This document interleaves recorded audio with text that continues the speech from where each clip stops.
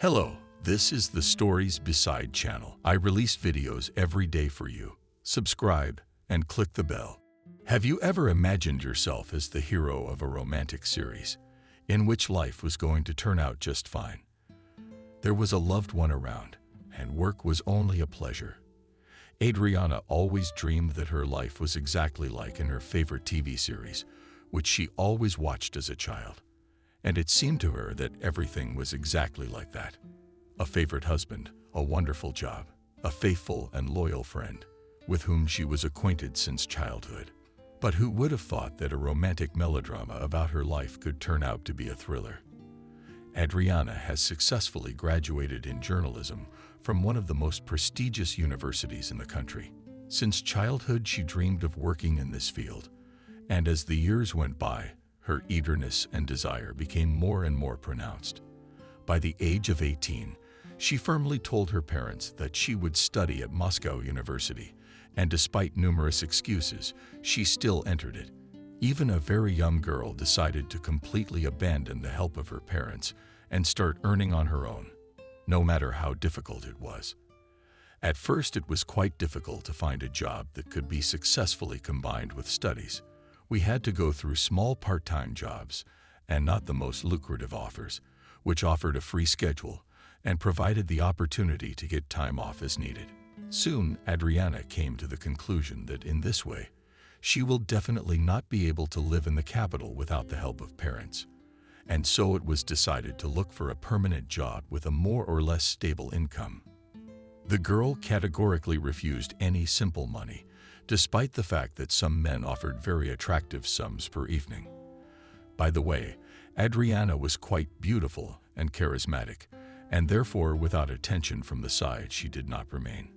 She was quite slender and active, easily found a common language with new people, and could generally without problems to fit into a new team.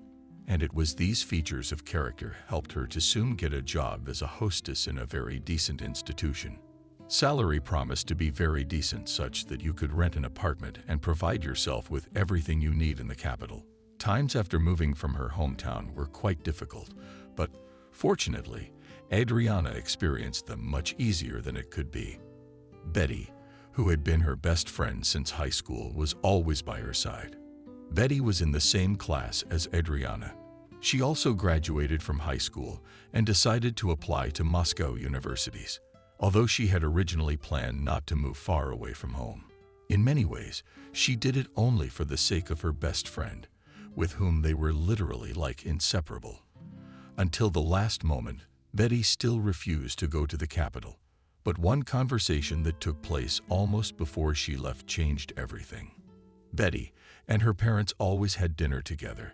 It was a nice family tradition that allowed them to stay close-knit, regardless of the work and study load of various external circumstances, which so often become the cause of discord in families, and both between spouses and between parents and children.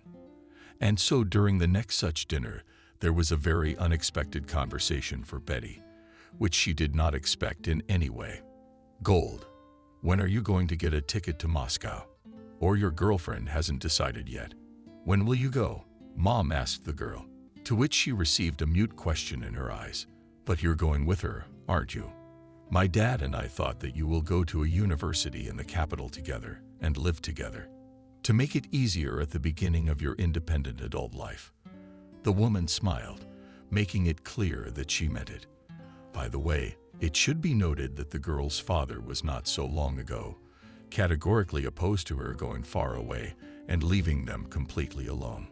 Betty once tried to start a conversation about enrollment in Moscow, but it almost turned into a grandiose scandal as the father insisted exclusively on enrollment in the local university, where it was possible to get a profession in different directions. After this conversation, the girl never brought up the topic again, fearing a negative reaction. And then suddenly her mother independently asks when it is better to purchase a ticket, and the father just silently continues, "There is," pretending that nothing is happening. "But you didn't want me to enter a Moscow educational institution." "I'm not sure," muttered Betty, especially watching her father's reaction carefully. You wanted me to study nearby and come home every weekend so you could see me often. And if I go to Moscow, that won't happen. I'll only be able to visit on vacation, and that's if I can make it. Are you sure you want to let me go so far away from home?" There was an awkward silence at the table. It was obvious that the man was not very happy with the topic of conversation and was definitely tense, but he didn't say anything to the contrary. And after a couple of minutes, Betty's mom confidently replied, "Of course you can go to any university you want. The main thing is that it should be your decision and not an imposed option for which you will lose a few years of your life. Remember that everything you do should bring you pleasure. People around you should be sincere and honest, and then your life will turn out in the best possible way." This simple truth, which Betty heard from her mother, she will remember for the rest of her life.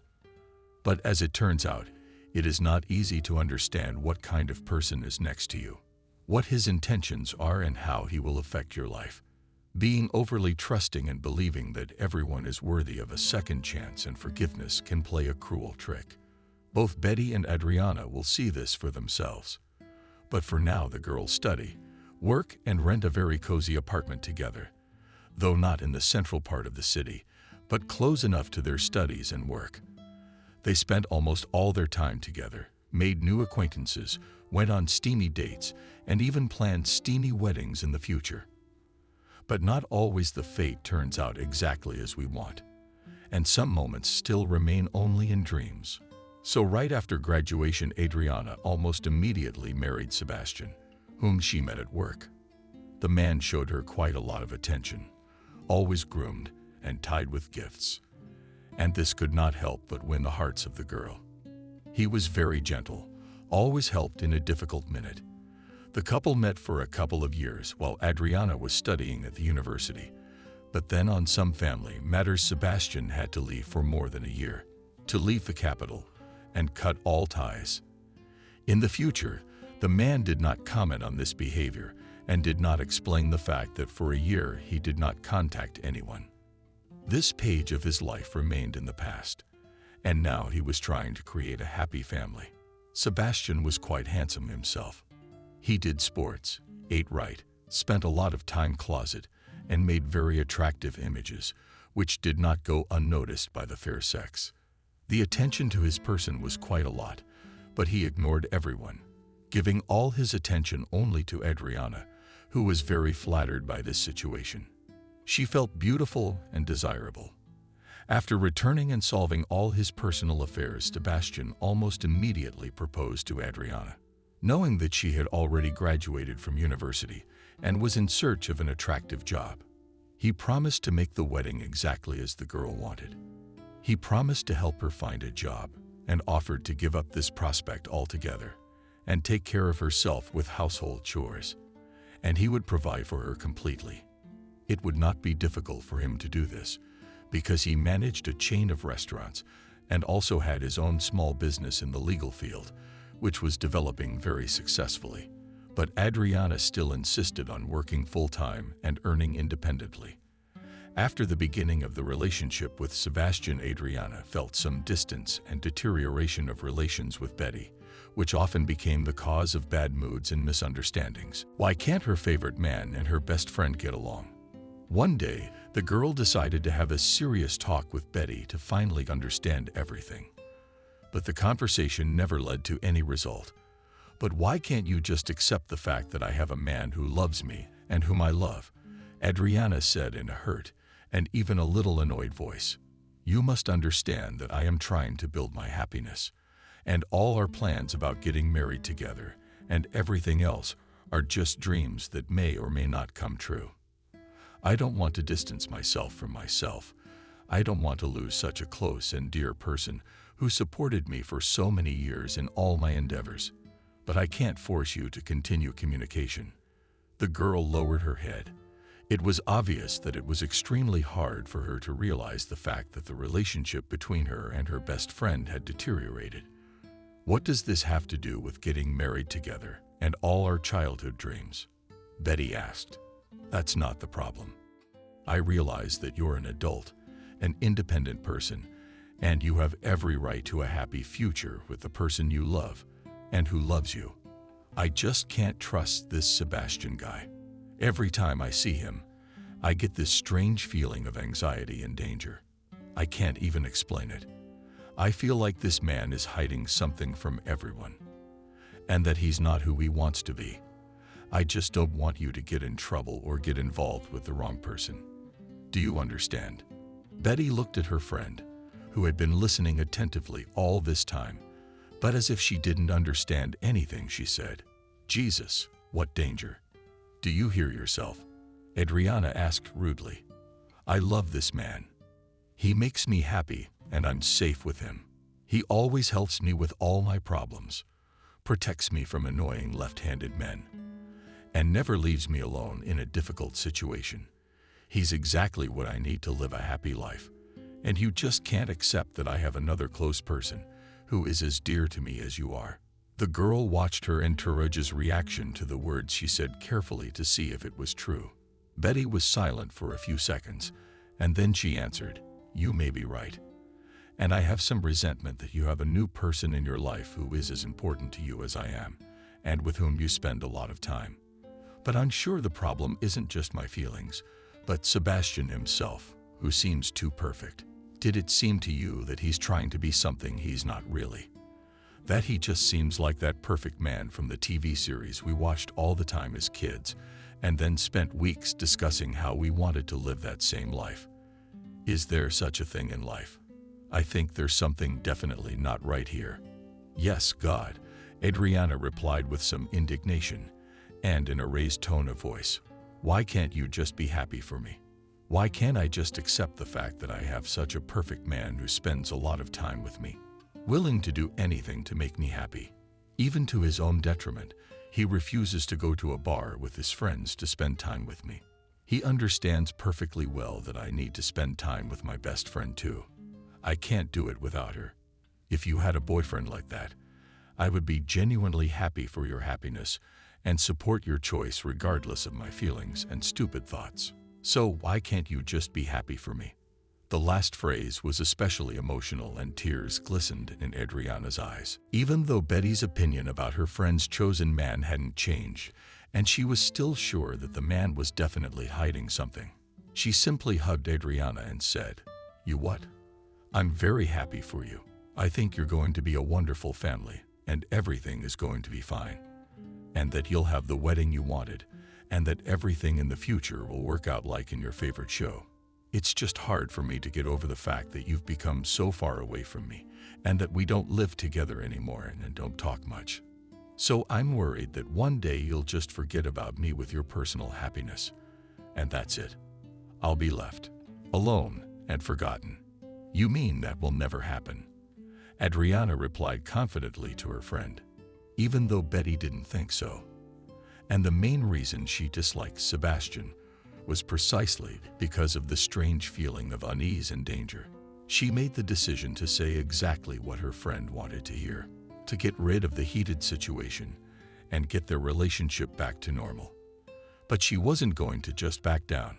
She wanted to find out exactly what was wrong with the man. Why couldn't she just accept him as perfect? And what could be lurking in his past that he never talked about? The main thing was to do everything in such a way that it did not become the reason for the deterioration of the relationship with Adriana and did not lead to unnecessary hype. The wedding was to take place in a few months. Adriana was sure that it would be the happiest day of her life, that she had made the right choice, and would live a long and happy life with the man she loved. But unfortunately, fate did not prepare happy endings for everyone. And at one moment life can turn 180 degrees. Who knows how tomorrow will turn out? But always want to believe in the best, and that's what the girl did. She could not even imagine that she would be in the very epicenter of frightening and terrible events in the near future. Preparations for the wedding were in full swing. Adriana paid attention to every little detail. She wanted everything to be perfect, so that there were no flaws and problems in the wedding ceremony. That's why she followed everything herself. She controlled the design of the hall, looked through hundreds of menu options, constantly monitored the readiness of various props, and clarified the well-being of the toastmaster and photographer. In general, there was a huge number of things to do. And during the whole time of preparation, the girl was incredibly happy, but she was also very tired. Sebastian paid for all the whims of his bride. He did not refuse her anything, neither in fresh flowers, nor in expensive textiles, nor in rings with precious stones. The girl did not particularly care about money. She was not an economist and did everything exactly as she wanted. Occasionally discussing these or those moments with her fiancé, she even wanted to organize a buyout, as is customary to do at weddings. But Sebastian did not support this desire. "Honey, what's a ransom? We live in a modern society, and this tradition has long outlived itself," the man replied to the proposal to organize such an honor in the wedding celebration. "I don't think we should go to the middle of nowhere. Just to hold a couple of contests and pay money to your parents for you.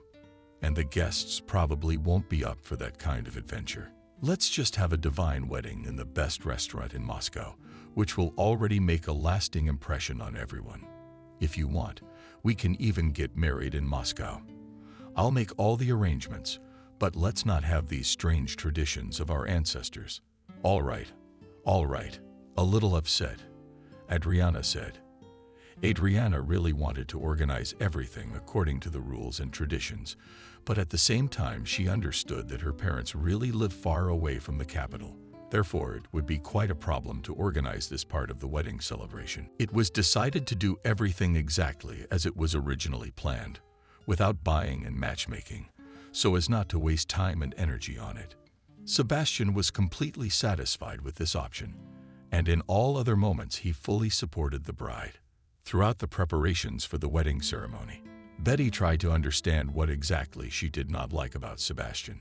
She tried to find some information about the guy, but it turned out that he just appeared out of nowhere. After all, to find information about where he lived and what he was doing before he came to Moscow was simply unrealistic. Of course, the search for information took place as secretly as possible. Betty made the maximum amount of effort so that her friend and Sebastian did not suspect anything. She helped in the process of preparing for the wedding, was happy for Adriana, and was always there for her, but still went about her business. In fact, Betty was saying one thing to her friend's face and doing something else behind her back. This situation upset her a lot. After all, she couldn't share anything with her closest and dearest person. After all, it would almost certainly cause misunderstanding and judgment. Betty believed that she was doing a good deed, that she was trying to bring the man out into the open. But was that really the case? Or did the girl really just couldn't accept that her best friend was getting married, that she was able to find her happiness, while Betty was still single and wasn't even in a relationship? What is it worrying about a loved one? Or just jealousy and a desire to destroy someone else's union that just isn't to the girl's liking? Searching for information about Sebastian often enough led to a dead end. It was unclear where to look for information that could somehow help in the investigation. There was no information about his life on his social media pages. There was no indication of the school and educational institution where he received his education until he moved to the capital. There was no information about his family and hometown. But at the same time, from the moment of moving to Moscow, the guy's life was as if on display. Photos and records from that moment are a huge number, and by them you can understand what he constantly does, where he goes, with whom he communicates, and so on. There were a lot of Moscow acquaintances, but there was no point in communicating with them in order to get any information. After all, they had all appeared after the man had moved. Several weeks of long searches of information did not bring any results. Simple photos then from the city, then from vacation, with a huge number of people, and so on. At that moment, when the girl was almost desperate, she found Sebastian's mark on some guy's page in a photo. Going over the mark, she saw that this person was not in the man's friends, but they were clearly standing together in the photo. The shot is quite old. You can see that it is more than 1 year old. 3 guys are standing on the doorstep of the school, And among them is Sebastian, who looks so carefree and happy. You can see from their clothes that all three boys live poorly. In places you can see scuffed stains from constant meetings. Betty could not even think of the fact that the man was from a poor family. She was sure that his parents were quite rich and well-off people, and that was why he was able to achieve such heights in life, was able to open a business and become the manager of a chain of restaurants. She put a like on the post so that she wouldn't lose it and try to find information about the school the man attended. She also saved directly the account of the man who posted the photo, just in case, just to be sure not to lose the lead. And now it was necessary to quickly pack and go to the bridal salon, where Adriana was about to start trying on wedding outfits to choose a dress. It took a huge amount of time, and the girls returned home, completely vital, but extremely satisfied with the day they had spent. The dress she chose was just incredibly lush and radiant, just the way Adriana wanted it. Betty decided to leave the search for information about her friend's fiancé for the next day. After all, she didn't even have the energy to eat. But Adriana had a very interesting conversation that made her think about her friend's sincerity towards her. After dinner, already at the moment when the couple was lying in bed, Sebastian suddenly asked his fiancée in all seriousness, "Do you think I can, whether your friend likes me or not?" Adriana was even somewhat taken aback by such a question. She looked carefully at her future husband to see if he was serious, but not seeing a bit of mockery in his gaze, she said in a somewhat annoyed and even hurt voice, "Do you think she's capable of that? She's my best friend." Adriana was clearly outraged by such a question and didn't understand how her future husband could ask her such a question just a few days before the wedding. She looked at the man perplexed, but he was completely calm. A few minutes of silence, and the girl indignantly added, "And what is it? You're already looking at my replacement. I understand everything, but you can ignore my best friend, and she will never do that to me. And it's completely unethical of you to ask questions like that, especially right before our wedding. You could at least do it in a way that I don't know about your search and election. Otherwise, this is completely abnormal behavior, and..." The girl didn't have time to finish and voice all her outrage, when Sebastian, in a louder and more irritated voice, said, "Yes, no, what kind of nonsense are you saying? I'm not looking for a replacement for you. I was just curious because she's showing some kind of morbid interest in me. She liked my picture today." Adriana looked at the guy with a puzzled, searching look. "You've decided that she likes you just because she liked you. With such judgments, you'd think that you're liked by hundreds of girls. You have an immeasurable number of likes on every photo. Or you might think that out of all those girls you are secretly loved by the person I care about the most, who is putting so much effort into helping us prepare for the wedding ceremony. No, that's not it. She's picture isn't even on my page or one of my friends' pages. It's on the profile of a man who just posted a picture of me from high school time without consulting me at all. He is not in my friends. I have never posted a picture with this man or tagged him in any pictures. I think she is trying to find information on me or just following me. And it's pretty weird, don't you think?" the man asked, in a very serious tone. "Just because I don't want to talk about my past doesn't mean I have any secrets or mysteries. It's just that I think I have a new life now, and to go back to the old one every time is to keep myself from moving forward. Maybe I should talk to her." Adriana thought about those words. She remembered her friend always saying that she was not satisfied with Sebastian, that he was hiding something and seemed like a dangerous man. But it seemed to her that all of that was in the past, and Betty was genuinely happy for her. It turns out that there really wasn't any joy at all. And all these stories and congratulations are just a beautiful picture, behind which remain the same suspicions and distrust. I don't think there's anything strange about it," the girl said in a calm voice, trying not to show her anxiety and displeasure. "Maybe she just saw your picture in her feed, or this guy wrote to her and offered to communicate, and she saw your picture. That's it. There's not many coincidences that happen every day. I don't think you should take it all that seriously." The girl shrugged as if showing confidence in her words, and that it could all be a mere coincidence. But if you want, I can talk to her about not liking your pictures, since you're so worried about it. Adriana smiled at the man. Okay, you're right, Sebastian. It could be a mere coincidence. You shouldn't look for hidden meanings everywhere. The girl was fine with that response from her fiancé. But the situation with her friend still did not give her peace. She firmly decided to understand the situation and talk to Betty to understand her intentions.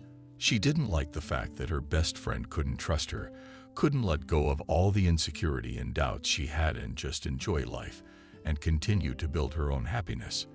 With all this, she does everything behind her back, trying to find something that will negatively affect the couple's relationship. Betty, on the other hand, was confident that she was doing a good thing. And in the event that Sebastian really has nothing to hide, and all he is ashamed of is the poverty of his family, then she will just apologize to him and his girlfriend, and then everything will be fine. So she opened her laptop right after waking up the next morning and wanted to look at the picture again, to see what kind of school it was, what city it was in, or to find any other information. But the photo was gone. In the network, the record was simply deleted, and in its place, nothing else was posted. And then the girl immediately realized that Sebastian deliberately hides all the information about his past, and he was directly related to the deletion of the photo. Fortunately, Betty had bookmarked the person who had posted the picture, so she could try to get some information through him. A few minutes of hesitation, and now the girl typed the first message. Hi, I'm organizing the wedding ceremony of Sebastian and his girlfriend. I'd like to ask you a couple questions to use in contests and a wedding quiz. Could use a couple minutes of your time. It didn't take long to get an answer. Literally, after a few minutes in the dialogue, there was a reply message from the guy. Hi, I don't think it's appropriate to ask these questions to me specifically. It's better to discuss all this with your fiancé. Betty didn't expect such a response, and it didn't suit her at all.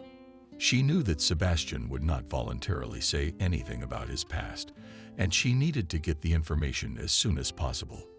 After all, the wedding ceremony would be held soon, and it would be difficult to change anything afterward. A few seconds. After thinking about it, the girl typed the next message. I cannot discuss this issue with the groom because our company is organizing a surprise wedding. Young people do not know about what awaits them, what trials and contests, and therefore they must remain in complete ignorance right up to the most important day in their lives. We have already interviewed some friends, the bride and groom. We are left to clarify literally a couple of questions. I very much hope for your understanding and cooperation. You seem to be one of the groom's closest friends. Poe has spoken to you several times so that we can count on you to help us. This time we had to wait over an hour for a response, even though the guy was online. It wasn't that he didn't respond to the messages, he didn't even read them. And that was the moment Betty decided that none of this was a good idea. And what could this man have already told Sebastian? Came the reply, okay, what exactly are you interested in? The girl exhaled with relief and realized that now she would be able to get some basic information about her friend's fiancé, that she was finally not at a dead end. It was decided not to ask too personal questions, as it might have caused some suspicions.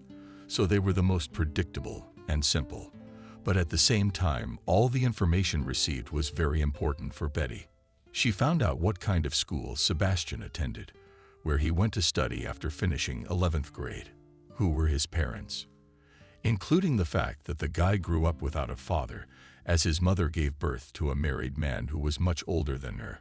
As a result, the guy didn't grow up in the most favorable environment. He studied not too well, and a few years ago, he moved to Moscow with some girl. And that was it. He never got in touch with his old friends again.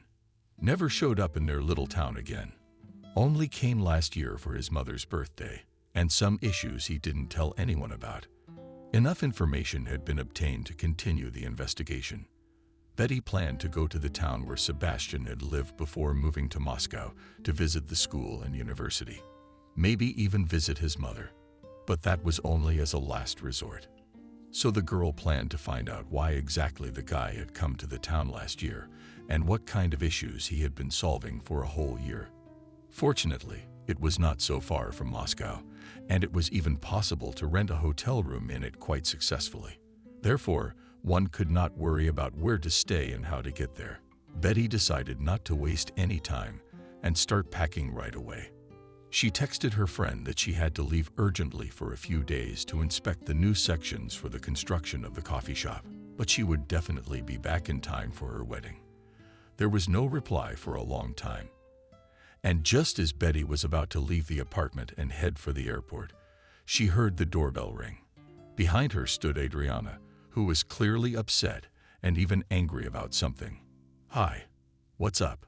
Betty asked calmly, not even expecting what was about to hit her. "You don't look so good." "I'm not." Adriana asked angrily. "I'm not very good, yes. But you're a very good friend. I know all about the fact that you keep looking for information on Sebastian, that you still do not believe him and do not believe all my words." "How so?" "You just can. What's more, you're doing all this behind my back so I don't know about it, so that I think you're really happy for me and helping me from the bottom of your heart with my wedding preparations.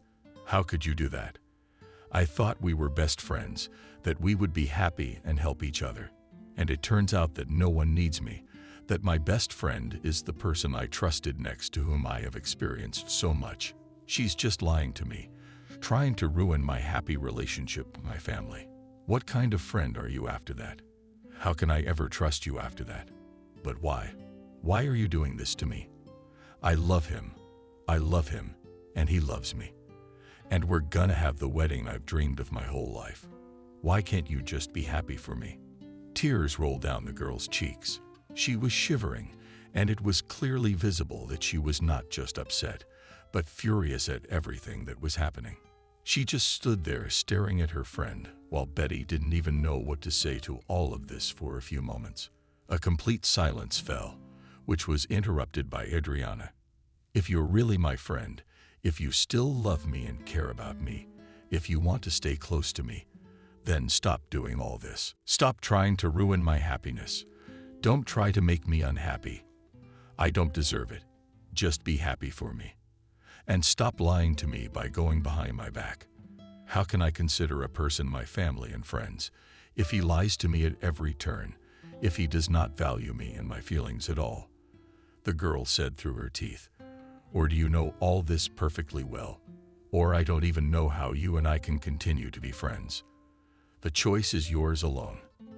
Adriana didn't even wait for any response from her friend. She simply turned around and swiftly walked out of the entrance, leaving Betty completely bewildered by everything that had happened. She obviously didn't expect such a situation and such a loud statement from the closest person in her life. And what to do now? What is the right thing to do in such a situation? Is it worth risking relationships and long-standing friendship for the sake of a phantom hope? Find something on Sebastian. Or should I just trust my friend and give up everything? What is the best thing to do, so that as a result not to regret the decision? Quite often in life, we have to make responsible decisions that will have a serious impact on life, not only the person who makes the decision, but also his environment. It's a pity that you can't foresee the future and know how everything will end. Betty faced a serious choice on which depends her future and the opportunity to continue communicating with her best friend.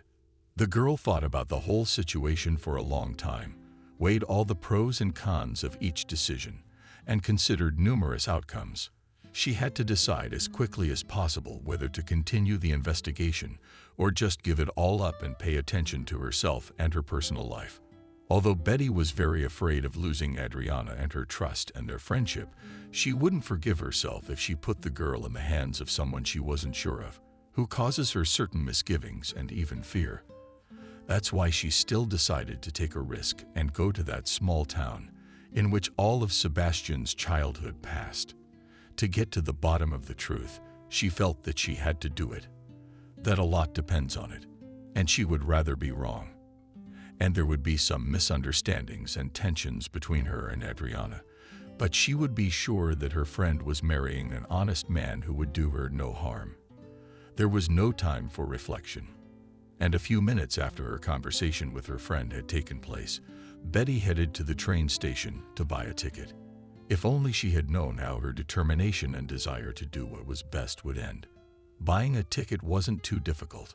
There were quite a few of them. It seemed like no one was going that way. But that was a good thing. I wouldn't have to squeeze in with numerous passengers. The road was tiring and long enough, because of the numerous traffic jams in the capital. Finally, the girl got off at the right station. I looked at the sensations. It was not a city, and God. Forgotten village, which raced a certain eeriness.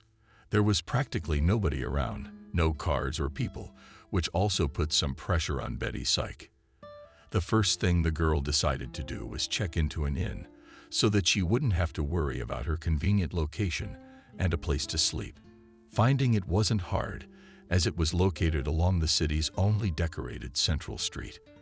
The atmosphere indoors, too, was heavy and somewhat oppressive. It seemed to the girl that she was in a cheap horror movie, in which something out of the ordinary must happen. The room was clean, but dusty enough. The air felt alcoholic and heavy. Betty opened the window at once to air the room and get rid of the dust.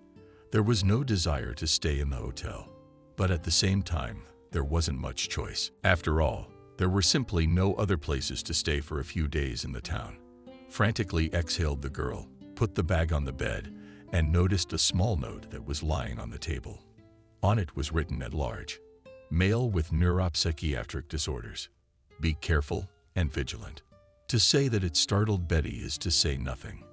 She felt a wave of unpleasant shivers run through her body, after which she was seized by a strange panic attack, which was not grounded in anything.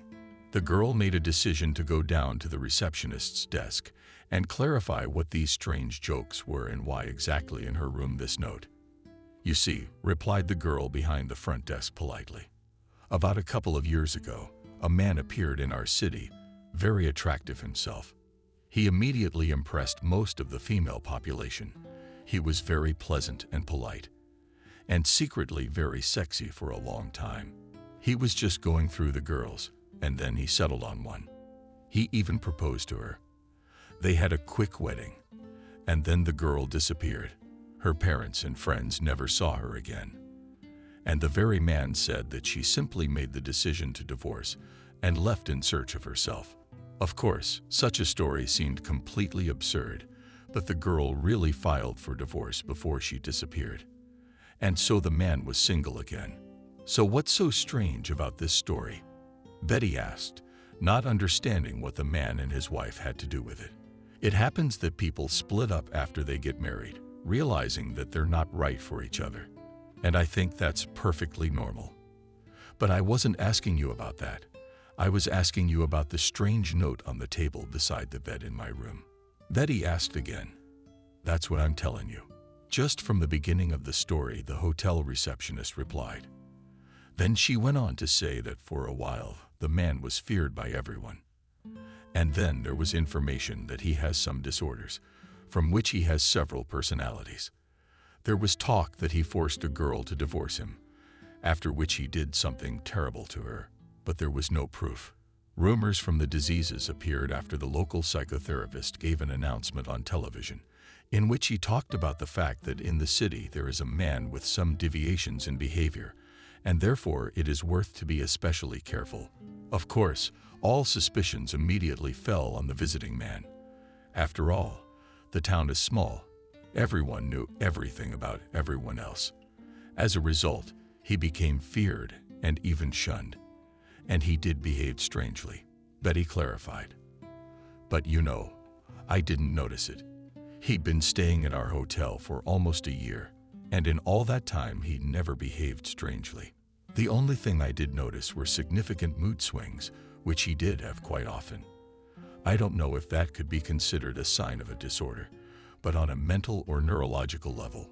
But it was, and otherwise he was a pleasant enough person, always saying hello and giving a large number of compliments.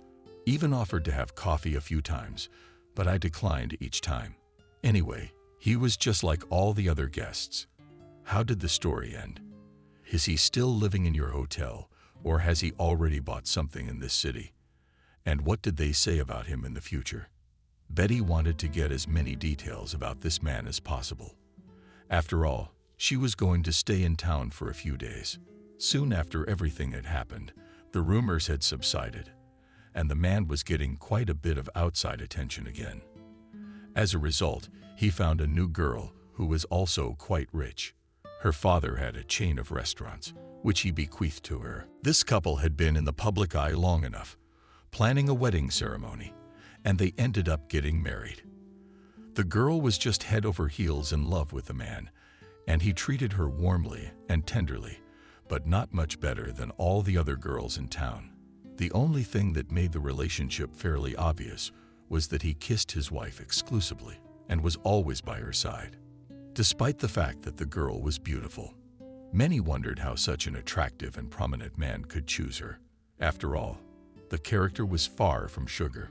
Personally, I think that all this is because of money and her condition. After all, as I noticed, the man does not work anywhere. It's quite possible that the marriage was a marriage of convenience. The receptionist waved her hands, making it clear that this point in the story was not known to anyone until the end. So he could get something from her as a result. What makes you think it was all for the girl's money? Betty asked. Of course, some people do marry for convenience, but it's the first time I've ever heard of a man doing that. They usually go to any lengths to get a good reputation in the community. Well, yes, but sometime after the marriage ceremony, the man's new bride also disappeared and signed over to him the restaurant chain she got from her father. You have to admit, it's pretty weird. In addition, she left him the house and all the property, and even a power of attorney to dispose of all the assets. They say she's also filed for divorce, but I do not know this specifically, and therefore I will not mislead. The man himself told everyone that his fiancée simply moved to another city, and soon he will follow her. The girl, just like the first fiancée of this strange man, did not get in touch with anyone else, and for more than a year she has not appeared in our town. God willing, they're both doing well. But to be honest, I don't think that's likely. It's more like he was just there for the property. Although the first girl didn't have much of anything. A regular working girl who worked in a convenience store and lived with her parents. Who knows what's on the minds of people with mental illness, right? Anyway, we decided to leave a warning in all the rooms to be careful not to fall for this man's tricks. After all, we mostly have people like you staying here who don't know about this whole thing. Where is this man now? Concerned, asked the girl. After all that she had heard, she clearly did not want to meet him on the street and fall under his spell. And who knows what is on the mind of a man who really has mental disorders and does not give control over his actions. Sometime after everything happened, he really left and did not appear again for quite some time. The town is quiet and peaceful with nothing going on. But many people still remember this strange story, and therefore be careful walking through the streets and alleys. To say that this whole conversation frightened Betty would be an understatement. She didn't really know what to do, or if she should go anywhere at all. Given that it would soon be getting dark, but Adriana's wedding was going to take place in just a couple of days, so there was no way to stay in the room. Betty decided to go to the school where Sebastian studied and try to find out something about him. She was met by a guard who recommended her to come back in the morning. You see, this is very urgent, said Betty. A close friend of mine could be harmed by one of your students. Therefore, I need to find out everything I can about him to help her. The girl begged the man for a few more minutes to help her in her search for information. And at the moment when he almost agreed, and Betty said the full name of her friend's chosen one, the man's face changed dramatically. And then he said in a gruff voice, I think you should get out of here. This guy isn't exactly welcome in our school. We don't talk about him or even remember him. I don't suppose you know anything about him, since your friend has accepted his marriage proposal. But all I can tell you is stay away from him. What you may find out about him, in time, will definitely affect your lives, and God forbid anything bad should happen. The man was about to leave when the girl called out to him. "Wait, how come? You just warned me that he is a bad man, but you don't tell me anything about him. How am I supposed to explain all of this to my friend so she realizes what a mistake she's making?" You realize that just the guard's words won't mean anything to her. "Can you give me a file, or at least tell me something about this guy's life?" Betty looked hopefully at the guard. "Sorry, no," the man answered gruffly. "I have no right to pass on information about students to third parties, except for specialized government services. This includes, I have no right to spread any information about him, and I don't want to do it, so it won't affect my life. If you have something happened, I advise you to simply contact the state authorities, for example, the police, and then you will be helped to solve the problem. Have a nice day." After saying that, the man just walked into the school premises, without saying anything concrete, saying that Sebastian was not the best person and that he was someone to stay away from gave confidence that Betty was moving in the right direction after all. And for good reason, she decided to go and still find all the information she could about the man. Before her friend could get married, the territory of the university was already closed, and therefore there was nothing left for the girl to do but to go back to study all the moments. Only the next day she returned to the room, and all night she thought about where and how to find information about who Sebastian was, why he should be feared, and how to convince the dearest man in her life.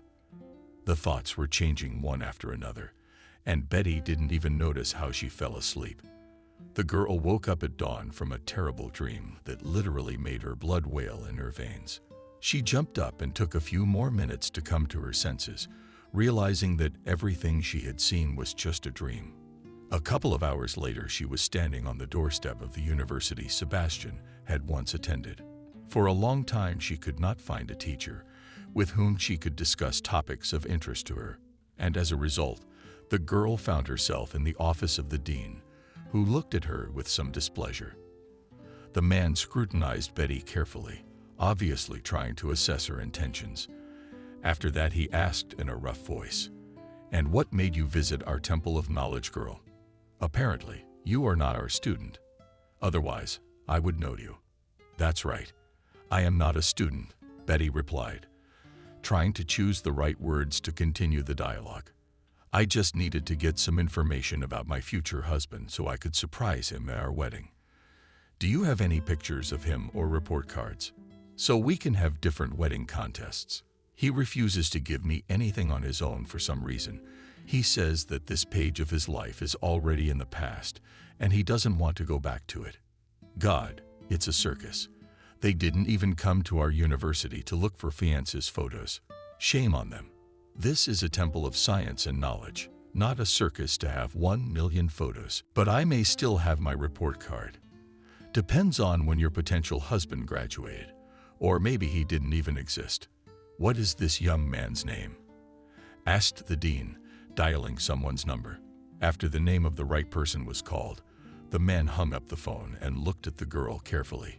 In his gaze, there was some distrust and even some fear and worry.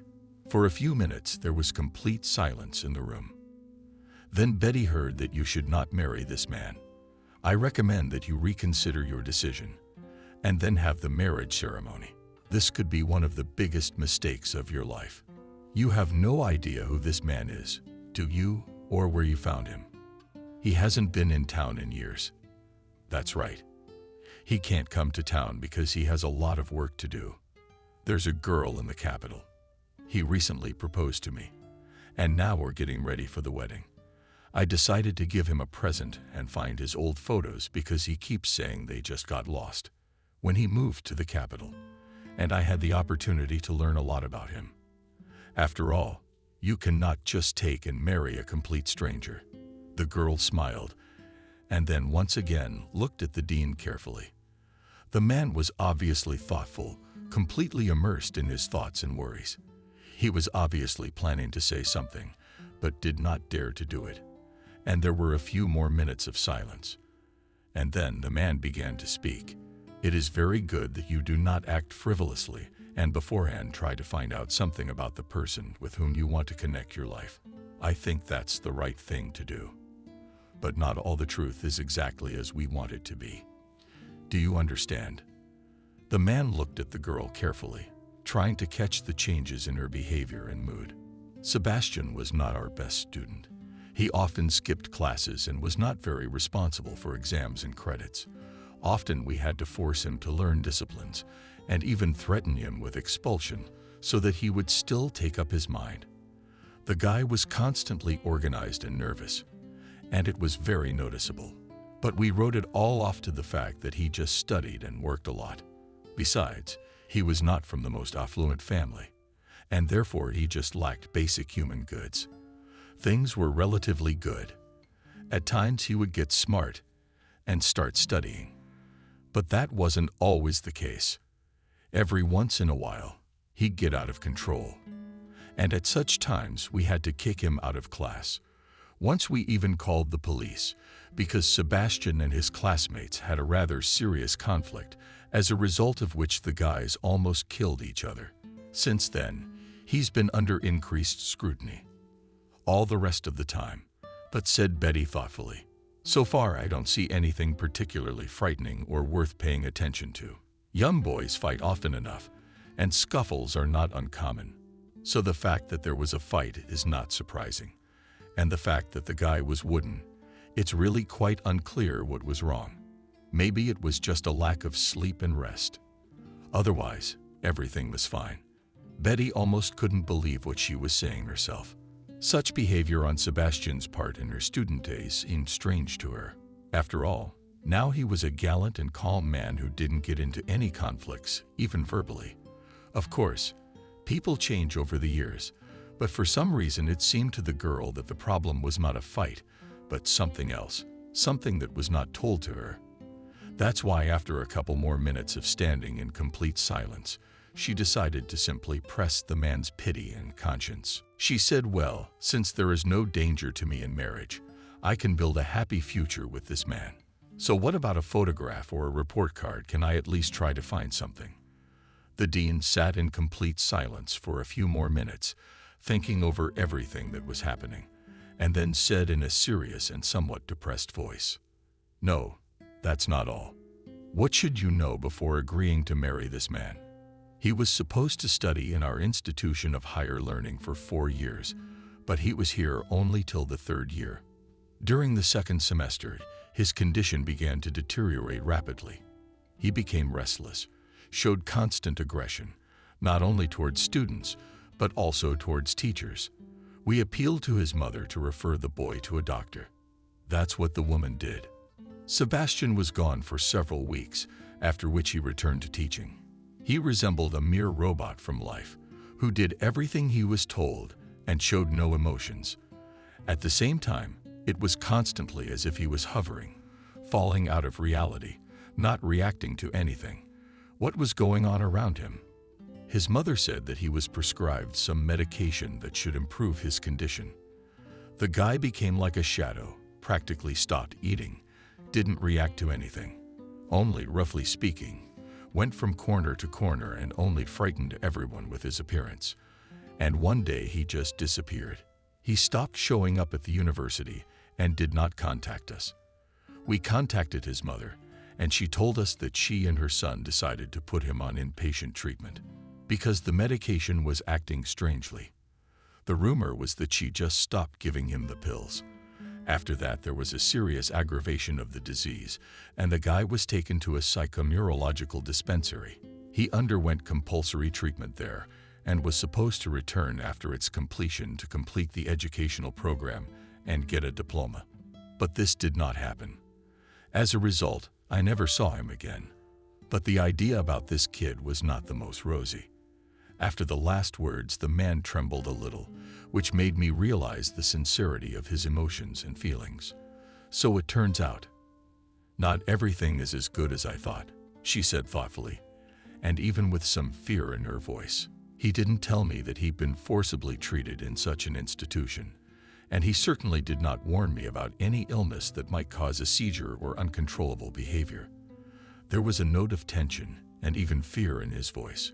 Betty was worried not for herself, but for her friend, who was currently alone with her boyfriend, and he had a serious disorder. And that was creepy. What happened to him next? You don't know where he went or what he was doing. Maybe I just got it all mixed up, and we're talking about different people with just similar names. I mean, coincidences like that happen. Now, Sebastian is behaving just perfectly. I haven't noticed any aggression on his part or weirdness in behavior. He is like a normal person, very polite and attentive, always stays by my side, and helps in everything. It can't be that in secret he turns out to be a simple serial criminal who is very skillfully hiding for such a long period of time. That's right. It would just be impossible to hide. In fact, I don't think he could be a serial offender, but you never know what to expect from a man who's been involuntarily committed to a psychiatric hospital. You know that not every person comes out of this institution completely healthy. Some simply hide the whole essence of the problem in order to get out into the normal world. And then things start happening that no one would expect.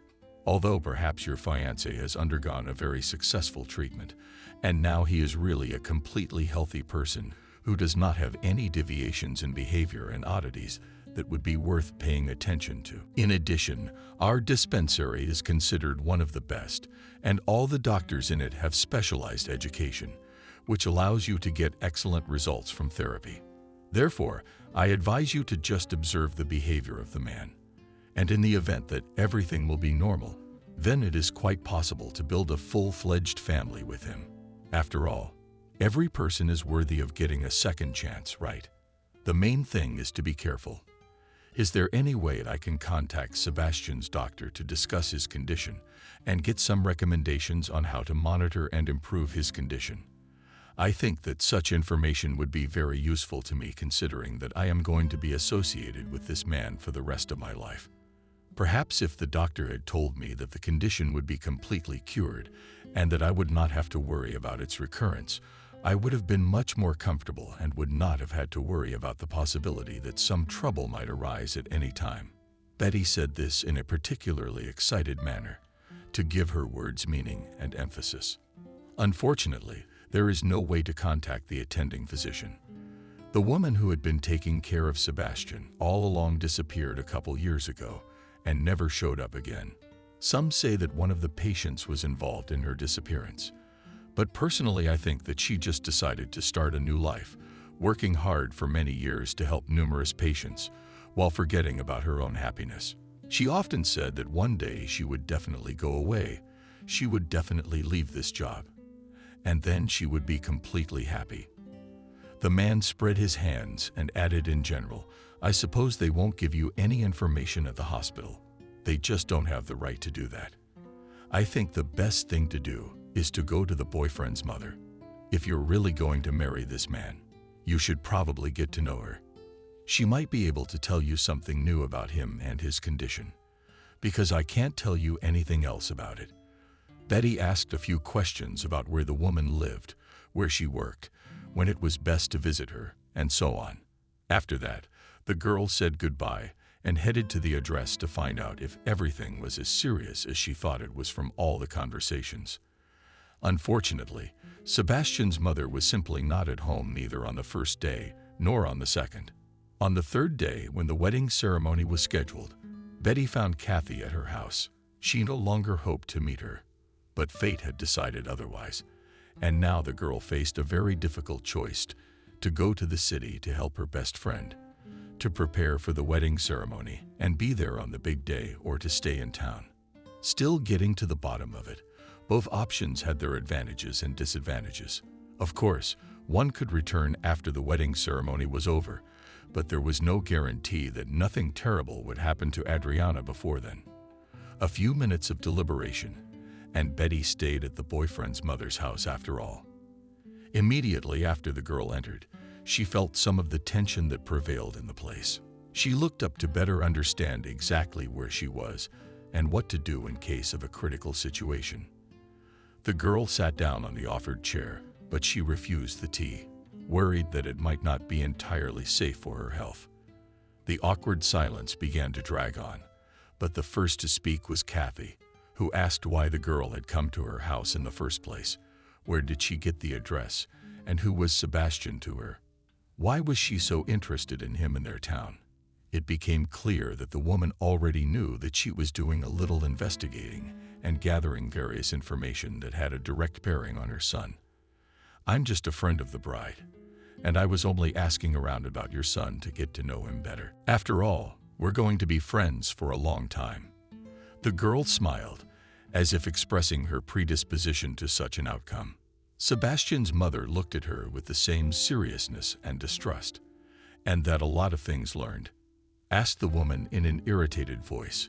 And then Betty realized that there was no need to try to show herself in a perfect light.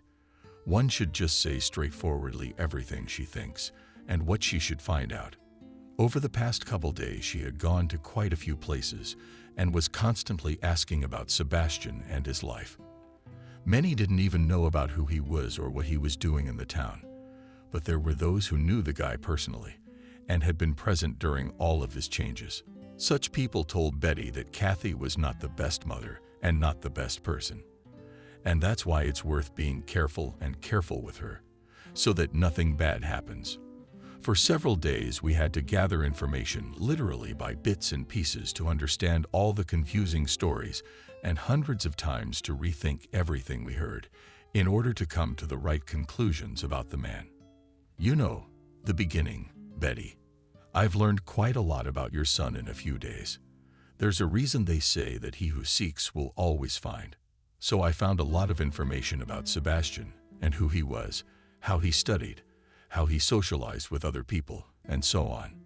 And also on the very first day of check-in, a very nice girl told me a very unpleasant story about how a couple of years ago in the city appeared a very attractive man during the relationship with which two girls disappeared. And just about the same time, Sebastian was leaving Moscow on some business of his own. When I put all the facts together, I realized that this is a man who suffers from mental illness and who married two women, both of whom have stopped contacting each other. That's your son. I honestly have no idea what exactly he did to them, but I know for a fact that it couldn't have been anything good.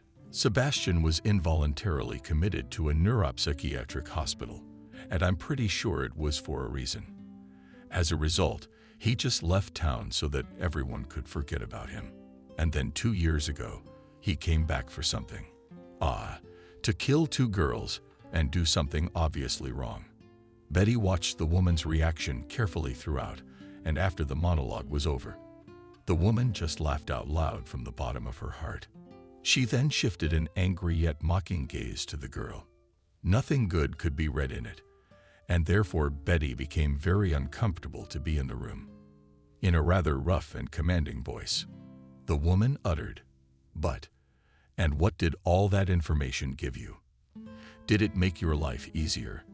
Yes, my son is not the best person, but he didn't commit any crimes. He just loved and wanted to be loved in return. He's a model of what a real man should be. With each of his wives, he was polite and courteous, fulfilled every whim and desire before the wedding.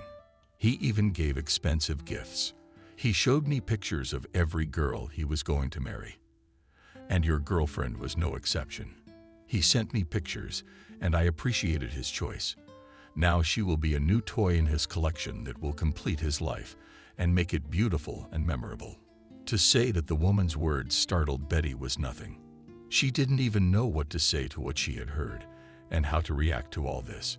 She understood only that both the son and the mother had obvious mental deviations, and all her fears and suspicions about Sebastian were not in vain.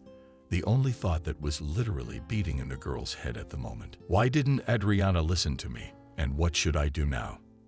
Anxiety and fear overwhelmed Betty, but she remained seated, waiting for some kind of closure, or at least an explanation of what had happened to the girls.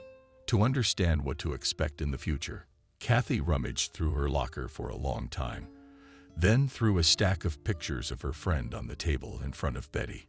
Each frame depicted her in a different pose, but constantly asleep. That is, there was not a single frame on which was exactly awake. The woman simply did not have. And the worst thing is that all these pictures were clearly taken by the future husband of Betty's best friend. And Adriana hardly knew about them, and about the fact that for several nights she became just an object for very strange photo shoots. "And why do you need all these pictures of Adriana sleeping?" asked the girl to the woman who was looking at her with a sick smirk. "How can you tell from sleeping photos what a person is like, what they are like, and how they will behave in real life? I think it would be much better if you met in person, and then you wouldn't have to hand over the photos and worry about your son's future. Besides, Adriana is a very nice and friendly girl. I think you two could get along without any problems." Betty smiled, trying to lighten the mood. "If you'd like, you could come with me to the wedding ceremony today. I'm sure your son has invited you to the big day of his life. You'll get to know each other better. You'll have a great time." It's not always about working and staying home. It was like the woman poured herself into Betty's every offer. And it was even more frightening. The look was somehow sickly abnormal, and it was almost impossible to tell what would happen even in the next second. One had to just wait for some kind of response or action from the woman, while trying to smooth the situation as much as possible so as not to provoke any conflicts and strife. A few more minutes of silence, which seemed like an eternity. And then the woman decides to answer Betty, who had been sitting quietly looking around the room for all this time, already running through options in her head as to how she could escape in case of danger. She was thinking about possible means of self-defense and evaluating the possibility of calling one of the neighbors for help. Objectively, the latter option was unlikely to be effective, since the cabin was located on the very outskirts and the neighbors were quite far away. Besides, all the neighboring buildings looked completely uninhabited and only increased the feeling of anxiety.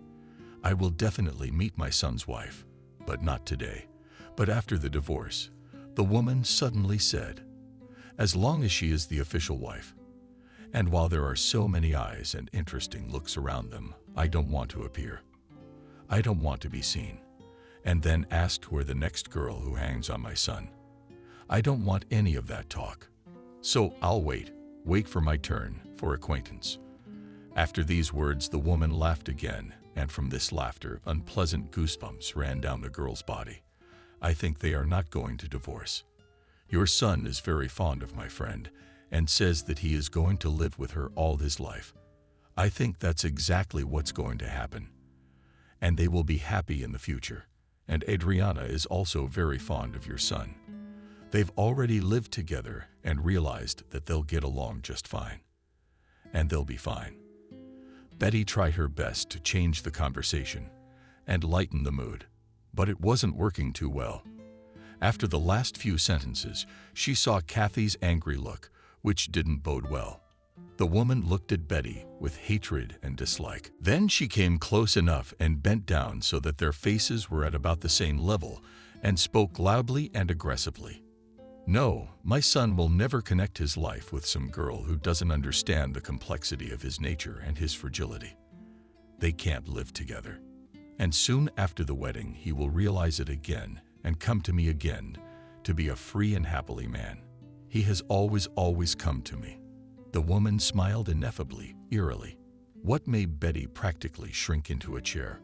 Always came, and I helped him become free of all that stuff again. They were all unworthy of my son. They all behaved badly. They were all wrong for our family. I will choose a wife for my son. I will find the right one for him. And then he will be happy. He'll be happy. I'll be happy, and everybody will be happy. And all these girls, they are just empty dolls, which should be an ornament, not an object of adoration and love. They are not worthy of love. They cannot be loved. They just have to stand beautifully in the closet and please the eye, and they don't have to do everything else. Only worthy girls do the rest.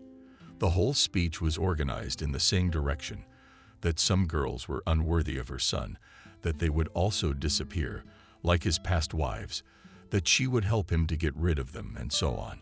It was more like some kind of nonsense that was hard to believe, but the words sounded so convincing. and the behavior was so inadequate that the girl did not even doubt their truthfulness. She just sat and thought about how she could escape from this house as soon as possible and get to her friend to tell her everything, to keep her from making the wrong choice. For another half hour or so, Betty sat in Kathy's house, listening to the same thing, thinking about her next steps. The woman behaved completely inappropriately, pacing from side to side, laughing constantly. She had frequent mood swings and abnormal seizures, during which she simply convulsed for several seconds. From the monologue, it became clear that all of Sebastian's past wives had really disappeared, and that the man and his mother had something to do with it, that they had a peculiarity that had been passed on from mother to son, and now he also had it from time to time. Perhaps, due to the peculiarities of the body, return, and other factors, they are not as bright as Kathy, but it is definitely there, and it is a potential threat directly to Adriana. Therefore, the girl must be rescued as soon as possible. After a couple of minutes of thinking, Betty rushes to her hotel to pick up her things and go to the capital as soon as possible. She hears the same intimidating laughter through which the woman shouts, "Run, run, and you won't get far anyway. You will not have time to do anything. We'll have a beautiful new doll in the collection. I'll dress and feed her myself." Ha! The incredible surge of fear and adrenaline did its job, and the girl found herself outside the hotel. Literally, in 20 minutes she flew into the room and quickly began to collect all her things, calling a cab and trying to call Adriana. Her friend didn't answer. She saw the missed calls perfectly well, but anger and resentment took over, and so she decided to simply ignore any attempts to contact her. And that had been a serious mistake. Betty never got through to her friend. Kathy, on the other hand, had no problem getting through to her son and telling him everything that had happened in the last few days. About Betty being well aware of their family, the fact that the man had previously had wives and their disappearance, and everything else. This arrangement did not suit the man because he already had a definite plan, which was almost completed. It remained only to complete the last couple of actions, and it would be possible to replenish his unusual collection with a new exhibit, which would be just right. But everything could spoil some girl who thought she was a detective, and still managed to get to the bottom of it. He couldn't let that happen. Betty never showed up at her best friend's wedding ceremony. She didn't send any text, didn't call, and didn't even show up for the morning salute that the girls had chosen together. Adriana was deeply resentful of her, and it marred all the joy and solemnity of such an important day in her life. She did not understand how the closest person to her, the one who had remained by her side in all her troubles and misfortunes, did not appear on the happiest and most responsible day, did not stand by her side at the altar, and made no attempt to congratulate her.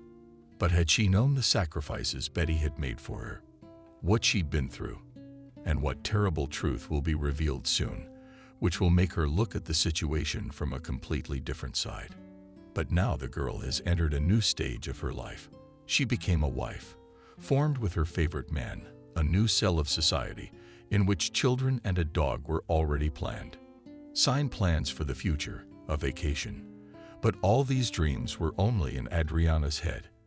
And Sebastian had completely different plans for his life and his newfound wife, who was so happy. On the day of the wedding ceremony, not yet realizing what future was in store for her, Adriana had been trying to call Betty for a couple days, but her phone was always out of range. It didn't turn on after a day or two, and everything became clear only at the moment when Adriana received an invitation to the funeral of her best friend. It was a shock for the girl, because she was just sure that she continued to ignore her after the last conversation, and soon Betty would just calm down and get in touch. But now that she is gone, Adriana blames herself for not listening to her and not trying to find out everything, for not supporting her friend and leaving her alone with all her doubts and worries. Of course, the issue of attending the funeral was not even discussed. Adriana went to the funeral alone. Sebastian referred to the strong employment on work and stayed in the capital, giving the girl just his card so that she could pay for a cab and all the necessary expenses. The guy perfectly played the role of a man who is also experiencing grief and strongly sympathizes with the loss, who knows nothing about what happened, and certainly has nothing to do with it. Betty is killed in an automobile accident. A car came around the corner and drove into the exact side the girl was sitting on. She had no chance of surviving such a collision. Strange as it may seem, the investigation showed that no human remains were found in the second car, which simply burned up as a result of the accident. Hence, there was no one in it at the time of the fire and explosion. This circumstance seemed very strange. The burial ceremony was extremely difficult for Adriana. She simply could not believe that her close friend was gone, that she would never come to visit her again and become her child's godmother or comfort her in her time of need. It is always difficult to realize the loss, especially when it happens completely unexpectedly. The girl just did not know how to continue to enjoy every day, how to continue this life, knowing that now she will be completely alone, without the one who since childhood had always been there for her, helped, comforted, and loved her. After the funeral ceremony was over, Benjamin, Betty's father, approached Adriana. For a few minutes he stood beside her completely, silently, then took the girl's phone out of his pocket and held it out to Adriana. The girl looked at the man questioningly. "My wife and I talked and decided to give the phone to you," Benjamin said. "Maybe it has some pictures of you together, or some videos of you being happy, or some other memories you'd like to keep. I think you will have your phone safe and sound, and will be a reminder of our Betty, who loved each of us so much, who was always happy about life and every new day." A tear ran down the man's cheek. He handed the phone to Adriana and then walked towards the cafe where everyone was already gathered. Adriana spent a few more minutes over her friend's grave. She talked to her, cried, talked about the marriage ceremony and how it had ended, talked about her plans for the future, and all the while crying. How strange. Such a joyful and happy life can learn and lose all meaning from one single event that affects all future dreams and memories. How often people do not appreciate those who are close to them, do not appreciate affection and care, experiences, but exactly until they lose a person, until they are left completely alone in this world with all their problems and experiences. But could Adriana have made a difference? Perhaps. If she trusted her best friend, they just blindly followed the man she fell in love with, who appeared in her life quite suddenly and had far from the best intentions. But that was something the girl had yet to find out. And now her only thought was how to survive all this, how to cope with grief and get back to life, and how to enjoy every new day, in which her best friend would not be there. The next few days passed like a blur. There was always a huge amount of people around Adriana. Guests came often. Various acquaintances and relatives called her every now and then. They were interested in her well-being and condition. This all greatly annoyed the man, but he tried not to show negative emotions so as not to attract to himself increased attention from the outside. He just stayed by his side and tried to support his wife, so that all the hype around them calmed down, and he was finally able to move forward with his plan. But he never did, luckily for Adriana, because one night, when the girl again did not sleep after a full day of tears and worries, she suddenly remembered about the phone, which was given to her by the father of a deceased friend. Adriana decided to look at the old photos and records that were in her friend's phone, delete it from all social networks, and then disconnect the device and put it in a box where all the most valuable things for the girl lay. In fact, there were mostly various insignificant trifles and trinkets, but they were the ones that reminded her of the most important and joyful days in her life and gave her warm memories. And Betty's cell phone should have gone there too, if it weren't for the strange discovery in it. Just as Adriana was about to turn off her mobile devices, she noticed that a notification had arrived about overflowing memory and a suggestion to delete the last recorder. A new recording that was simply taking up a huge amount of space on the device. This immediately raised certain questions and misunderstandings. After all, Betty had never, ever recorded anything on a voice recorder, for as long as Adriana could remember. She had always kept everything, either in typed form, in notes, or just in her memory. All conversations she could easily recount down to the smallest detail. Therefore, there was simply no need to use such a program. And that's why it was decided to listen to the last recording, the duration of which was more than 50 minutes. And what Adriana heard made her feel terrified and start to worry about her own safety. She realized how stupid, serious mistake she had made, although it was already very late for realizing her wrong. On the tape was the whole conversation that he had with the rector of the university where the boy studied, and then with his mother, who confessed everything that she and her son had done, who promised to get rid of Sebastian's new wife, making her his puppet. Literally, the whole conversation was recorded up to the last seconds when the woman shouted after Betty and ran away, and threatened that she wouldn't get there and wouldn't be able to tell anything. The situation was not just frightening, but out of the ordinary. The girl just couldn't believe that she was in such a mess, to get out of which it is necessary as soon as possible, so as not to say goodbye to his life. A feeling of fear and panic came over her head. The first thought was to wake up her husband and simply demand an explanation for everything that was happening. But immediately came the realization that this was a bad idea, which could cause not the best consequences. A few minutes of hesitation, and the girl was already packing her suitcase to go down to the iron. Before it was too late, she packed only the essentials and almost inaudibly slipped out of the apartment without closing the door behind her. Adriana didn't yet understand where to run or what to do in her situation. But one thing was for sure, staying with Sebastian in the same room was dangerous for her, and Betty was able to save her best friend. After so much fighting, even if it was at the cost of her own life, a few blocks in total darkness, not knowing where to run or what to do. And suddenly she sees a police station, which she runs into without a second thought, all in tears. And for a few more minutes the duty officer tries to calm her down, refuses water with sedatives, and only after that the girl's speech becomes more or less understandable to him. Adriana tells about everything that happened from the beginning, about how her relationship with the man was formed, how he showed attention and courted only her, how her friend warned her of the danger, but she wouldn't listen. The girl locks herself away and cries, but continues to tell, realizing how important it was for her and her safety, and how important it was for Betty, which now there is no way to get back. She tells the man on duty about all the suspicions her friend had about how she had asked her not to get married, and how she had gone to some small town to find out the truth, but had not returned. The story was quite long and highly emotional. At times I had to stop to calm down and drink water to catch my breath. After all, the employee simply stopped understanding what Adriana was trying to convey to him. And so, after all the information was laid out after the girl had completely emitted her soul, she reached out her phone and turned on the very recording, after which she had to run away from her own home.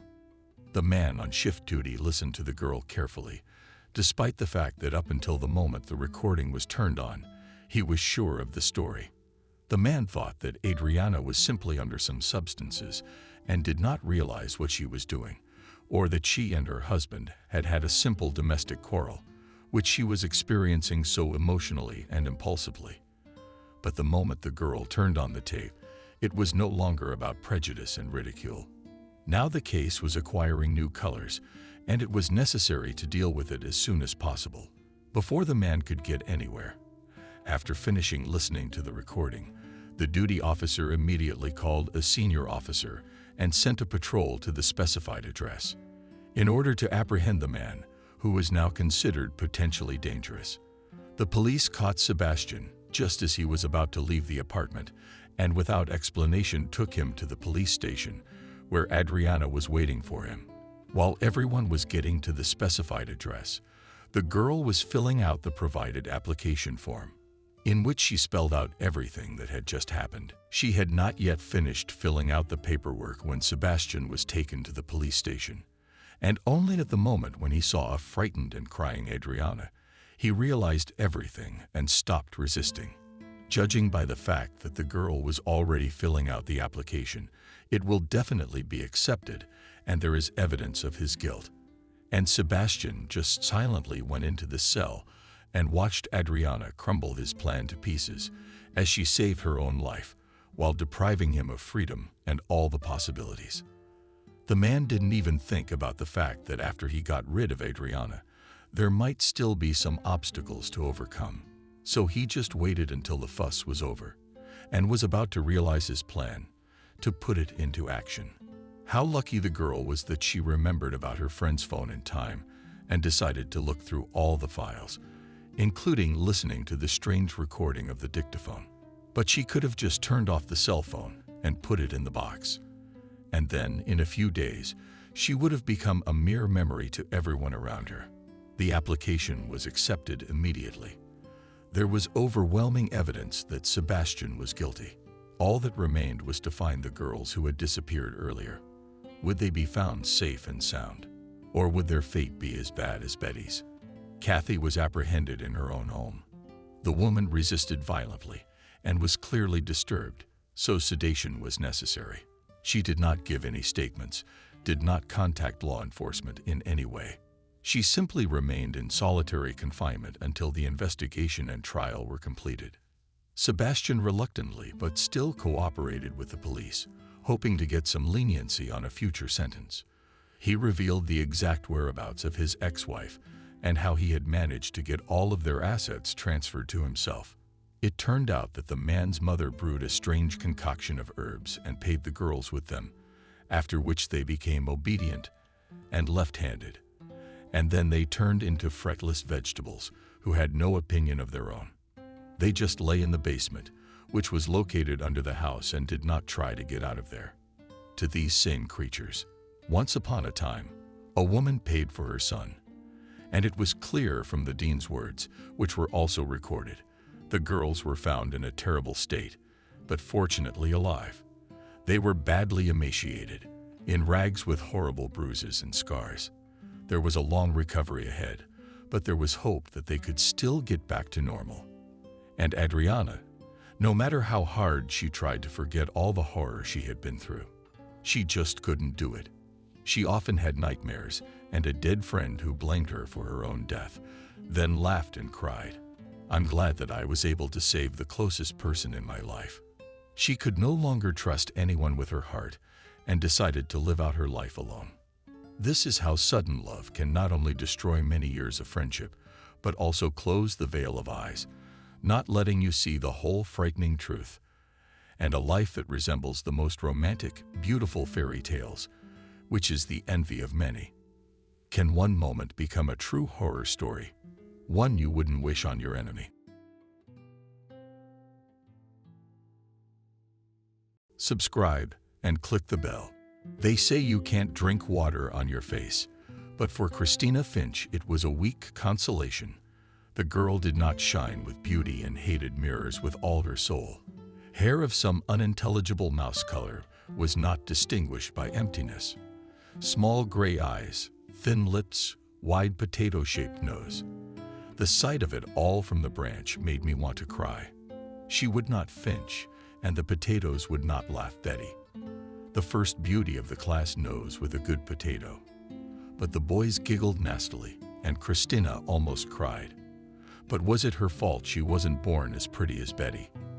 On the eve of prom night, the girls were just discussing outfits for their first adult prom, and Christina sighed quietly on the sidelines. Who cares what I wear? Doomedly thought she still will not become more beautiful. Potatoes, she asked Betty snidely. And Christina sighed. But here we go again. What's she going to say this time? Did you remember to buy a mask for graduation? The education department's gonna be there. Why scare them? The classmates burst out laughing, but Christina chose not to say anything. Actually, she was thinking of not going to the prom. To endure the ridicule on such a solemn day. Christina wasn't a masochist. She was looking forward to graduation, never to see her classmates again. Especially that arrogant Betty. More news splashed her mother. How is that interesting? Are you worse than the rest of them? To deprive yourself of such an important holiday. As if you do not understand then. The girl exclaimed bitterly. I'm as ugly as. Christina was silent, unable to come up with a comparison. And just waved my girl, but it's not about looks. Her mother tried to comfort her. But you're a smart girl and a good hostess. And what great essays do you write? It's good for you to say you're beautiful, and I'm me. Miranda, Christina's mother, was indeed an attractive woman. When she was young, she had dark hair and dark eyes. And a woman with a sweet figure broke more than one man's heart. But she chose Vovka Finch. He was not handsome, but reverently treated his then future wife, and knew how to make money. From him, Christina inherited such a prominent nose, and everything else except Christina and Finch. Theirs was the youngest son, David. Unlike his sister, the boy grew up real handsome like his mother. What a joke nature had made. What a joke, said the villagers. I wish Christina had taken after her mother. She's a girl, and it's enough for a boy to be prettier than a monkey. Christina, though she loved her little brother, sometimes she found herself envying him. What injustice indeed. After all, for a boy, beauty is really an attribute not necessary. The beautiful Miranda fell in love with him, not the handsome one, but kind and caring. But boys like Betty want a pretty girl. From time to time, Miranda urged her daughter to experiment with hairstyles and light makeup. Not for school, of course, but the girl only waved it off. But she didn't believe in a magical transformation, unless she got plastic surgery. It seems to be possible to do it from the age of 16, but with written parental consent. But where's the money coming from? Christina did go to the prom. Her parents bought her a dress from a soft pink background, and the graduation outfit sat on a slim girl's figure, as in a cast, and white shoes and a miniature handbag in tone perfectly complemented the festive image. What's the use? Tragic voice, said the graduate. You can't hide your face anyway. Miranda nodded. You don't have to, but you can make it more beautiful. Christina sighed heavily. I don't believe it, she muttered. Wanna bet? Smiled Miranda.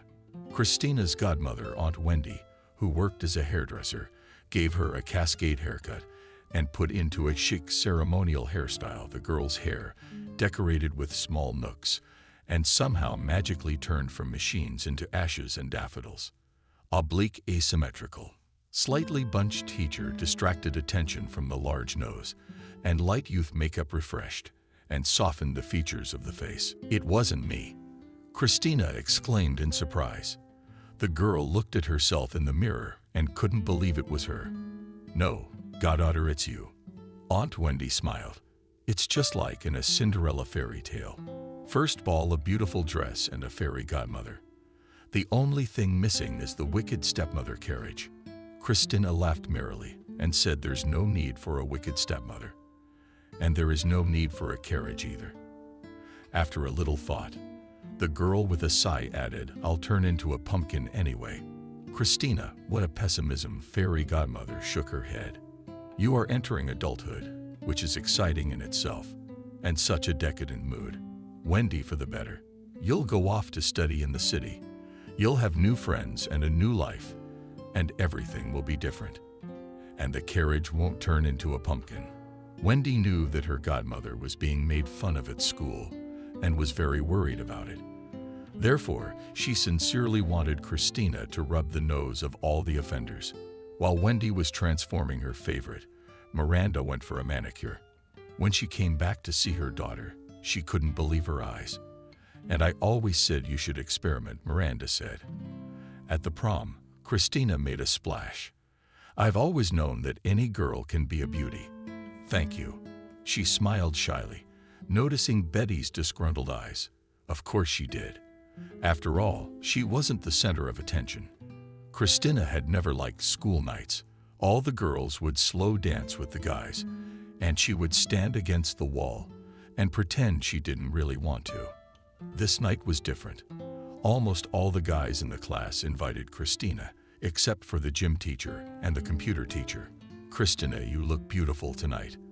The latter complimented her.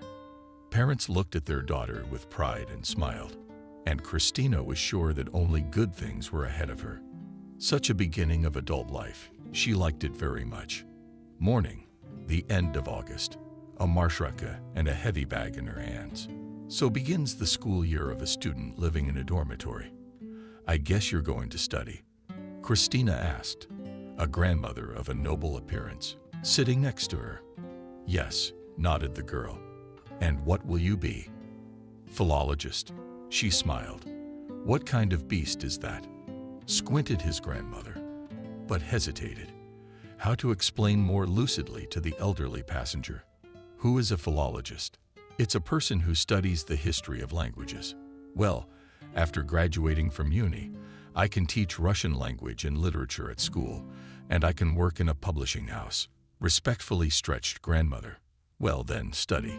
Just look, no temptation to succumb to any temptations, because there are such sprouts who go to study. And the old woman looked meaningfully at Christina, and she almost giggled. In general, personal life is not an obstacle to study, if, of course, do not lose your head. But how can you explain it to the older generation? "I'll tell you so edifying," said the old woman. "A decent girl will not go by the hand and will definitely wait for her soulmate." Deal. With bitter irony, thought Christina, but I with my looks, it is definitely not threatened. In the words of grandmother, something else broadcasts something about the consequences of relationships with guys before marriage. But Christina listened with half an ear. In fact, in the last days before the departure, she thought not only about how she would study. The girl imagined how she would meet a guy and they would start dating. And one day the guy would say he loves her. Dream on and dream on. I injected myself with Christina. Have you seen yourself in the mirror lately? For a guy to want to meet you, you need to pay attention, and they only look at the beautiful ones. Actually, it wasn't that sad. The sensation she made at the prom greatly encouraged her, and Christina finally took charge of her appearance. The morning after the first adult prom, the girl unraveled her hair in front of the mirror and was amazed to realize the cascade. Her haircut, not thick hair, has gained volume. Their color became more interesting, but most importantly, the nose visually reduced. Wow, Christina shared this metamorphosis.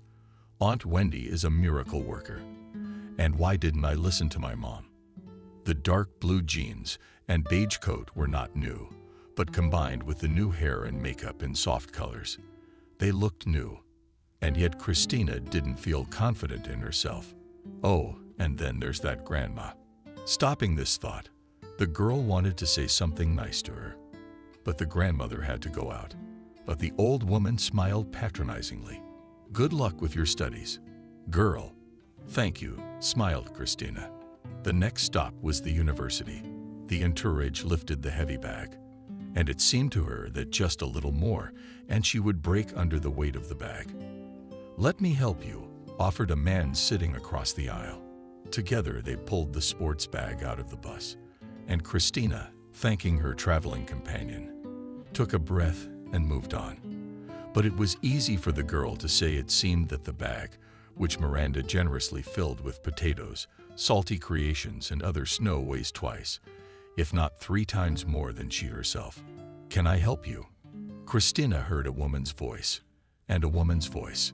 In front of her stood a tall, thin, smiling girl who looked remarkably like Julia Roberts. She was about the same age as Christina. The girl looked at the bulk, and her gaze expressed sympathy. "Well, I don't know," Christina said shyly. "If it's no trouble, it's no trouble," assured the student. After that, they picked up the bag and carried it. It was about 30 meters to the dormitory, but to Christina it seemed like kilometers. On the way, the girls stopped 3 times and had time to get acquainted. Unexpectedly, and the assistant's name was Kelly. And she, like Christina, entered the Faculty of Philology. "So maybe we'll be placed together," Kelly suggested excitedly. "Why, am I on my own?" Christina thought. "Oh my God, am I going to have a friend?" She didn't have any friends at school. Her classmates did nothing but bully Christina.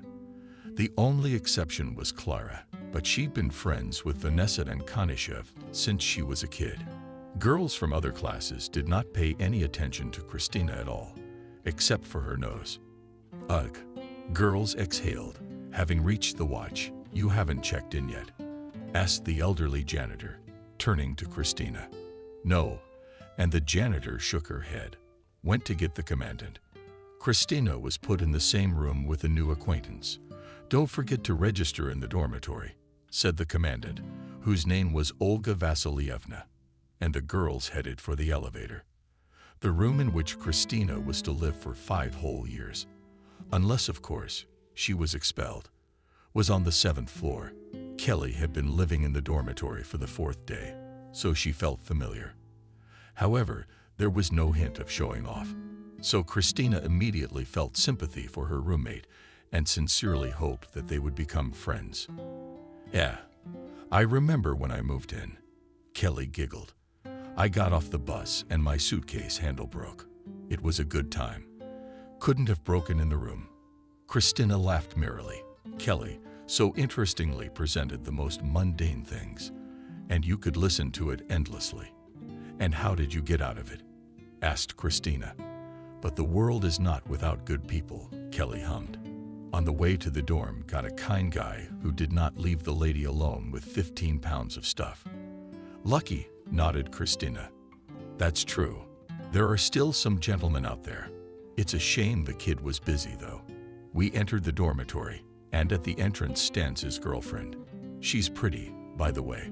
She's like the moon to me." And he said, "I helped the girl carry her suitcase." And the girl said, "Oh, you're so good for me. You weren't jealous?" "No, jealous of me." Kelly laughed. "Please, you should see this doll. Dark hair down to her waist, blue eyes."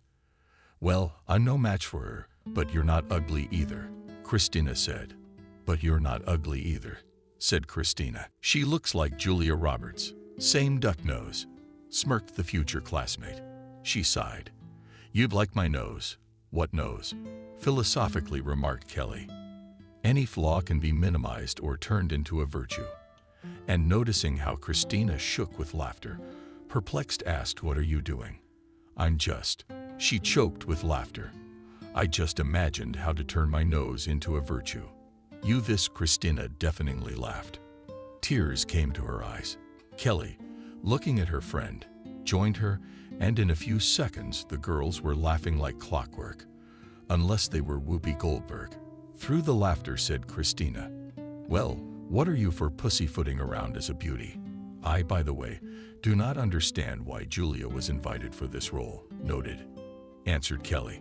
"There are prettier actresses in Hollywood, and in my opinion, she fit the role perfectly." "You're right. You're good," she said approvingly. "You can laugh at yourself. You know, a little silent," thoughtfully said Christina. "And I just now realize how important it is to be able to laugh at yourself.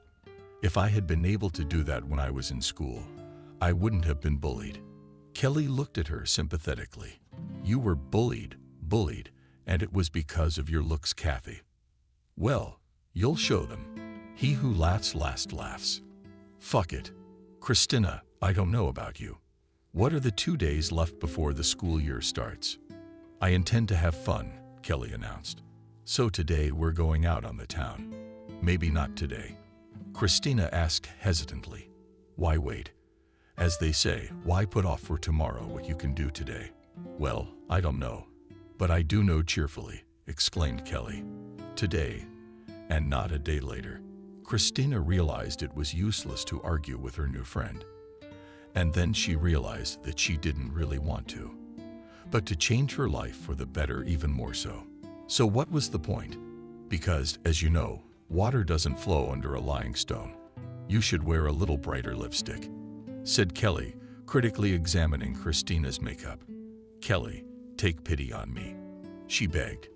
"You're not gonna believe this, but this is the first time I've ever worn lipstick to prom." "Oh, come on. I never would have guessed." "Is there such a thing?" "It does." Christina sighed. "And I regret it very much. All the girls at the disco danced medals with boys, and I had best danced with some sister in misfortune. You're a great girl, Kelly said quietly, squeezing her hand. You're going to be fine. Thank you. Christina also quietly replied gratefully, looking at her friend. Hey, gorgeous. Do you need Richard Gere? The girls heard a cheerful male voice. Towards them walked two guys. One of them was a tall, handsome blonde. He was looking at Kelly with interest. The other was shorter, not as handsome, and frowning. He was looking around absent-mindedly and clearly not in the mood for introductions. And who do we have here? Richard Gere, Kelly said cheerfully. Of course, I answered the guy and smiled disarmingly. All I was missing was Julia Roberts, and I think I found her. Yeah, they don't seem to be married. The girl laughed out loud. She clearly liked the guy, and Kelly flirted as hard as she could. The girl was smiling, and there was a playful note in her voice. Christina suddenly felt like a complete fool. Richard Gere's friend showed no interest in her. In fact, he shouldn't have been. If his friend had his eye on Kelly, it did not mean that he himself must necessarily pay attention to Christina. Kelly's new admirer's name was Stephen, and his frowny friend's name was James. Guys, why don't we go to the cafe? Stephen suggested. But I'd love to. Kelly said firmly. Really, Christina? Well, I guess so, she mumbled hesitantly. James, are you okay? Stephen asked his friend. I don't mind. James replied with a shrug. And soon they were sitting at the table and chatting merrily, destroying mouth-reading cakes with hot flavored coffee. How about something stronger, girls? Stephen made a new suggestion. In tandem with James, he was clearly the dominant one. What's that? Kelly giggled. Well, like champagne. The idea was well received, and 10 minutes later the guys were back from serving, with 2 bottles of beer, a drink, and a large dish. Start. That's our way, Christina whispered to Kelly, and she nodded languidly. Hey, what are you doing out of sorts? It's okay. Kelly looked at her friend incredulously, but the guys were coming to the table, so she didn't say anything. And then Kelly remembered what Christina had said about being bullied at school, which meant she was unlikely to be invited to parties. Her friend was clearly feeling out of place, and it was no surprise. Kelly really liked Stephen. Yeah, but what about the secular and the bitter? Actually, it would have been great if they were a couple.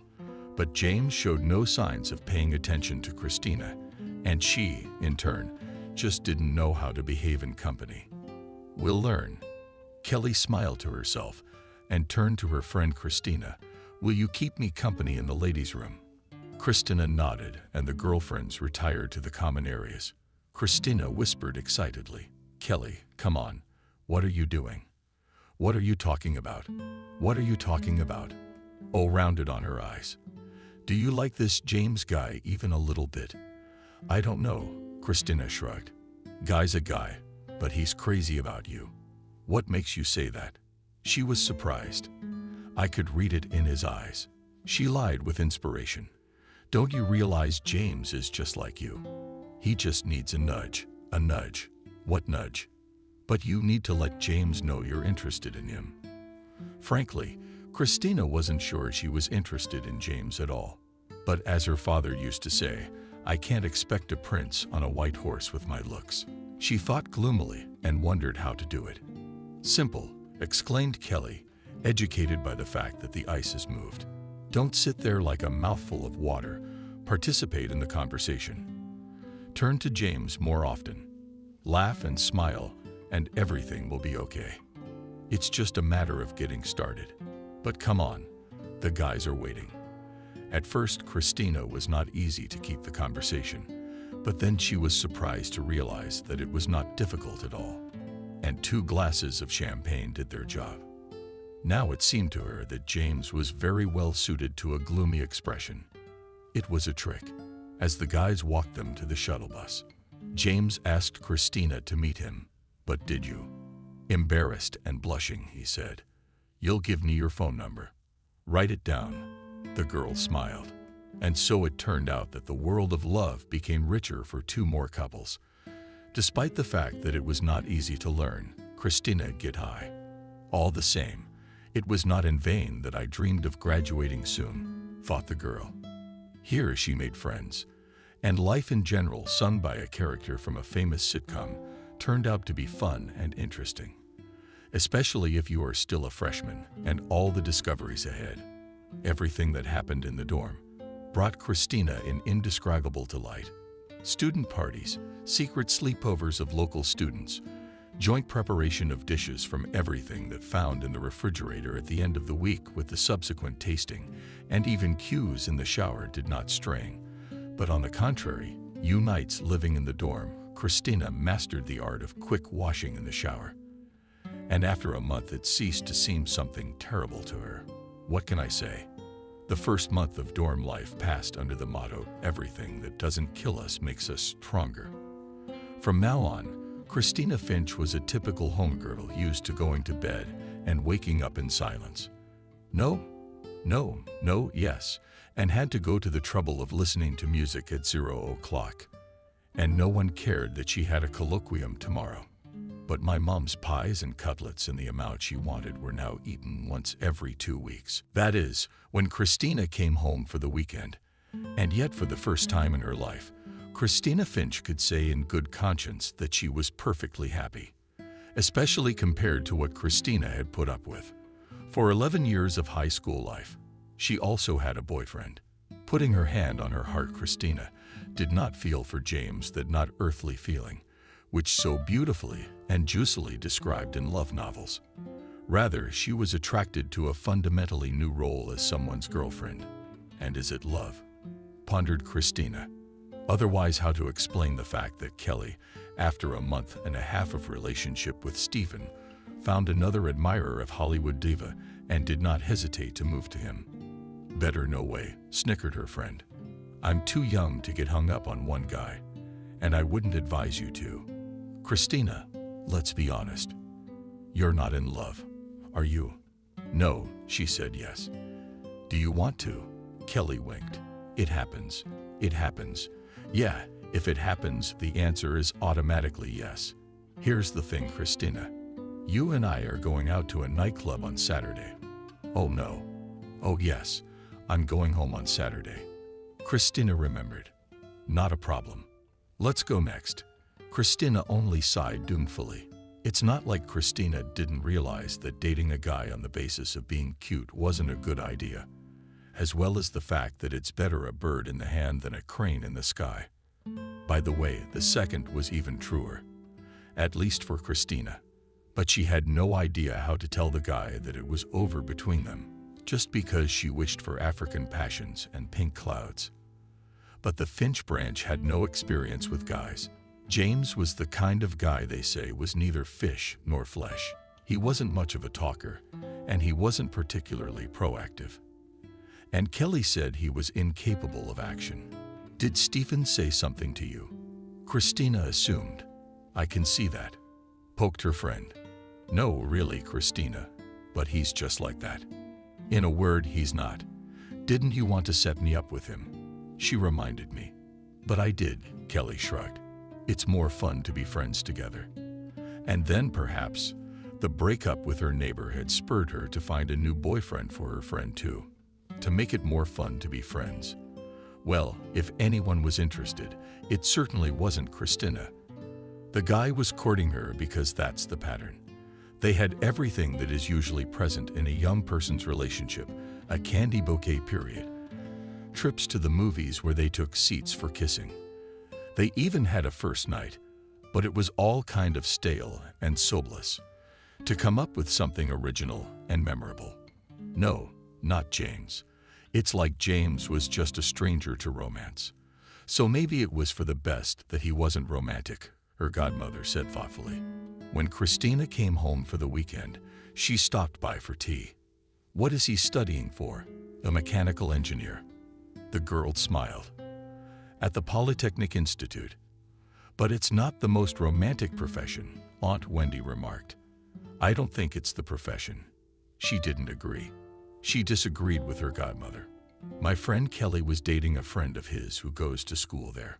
So Stephen would surprise her, sent her touching texts. He'd give her a little bouquet just because he was walking past some old lady selling flowers and thought of her. Dating? Yes, they broke up. Christina nodded.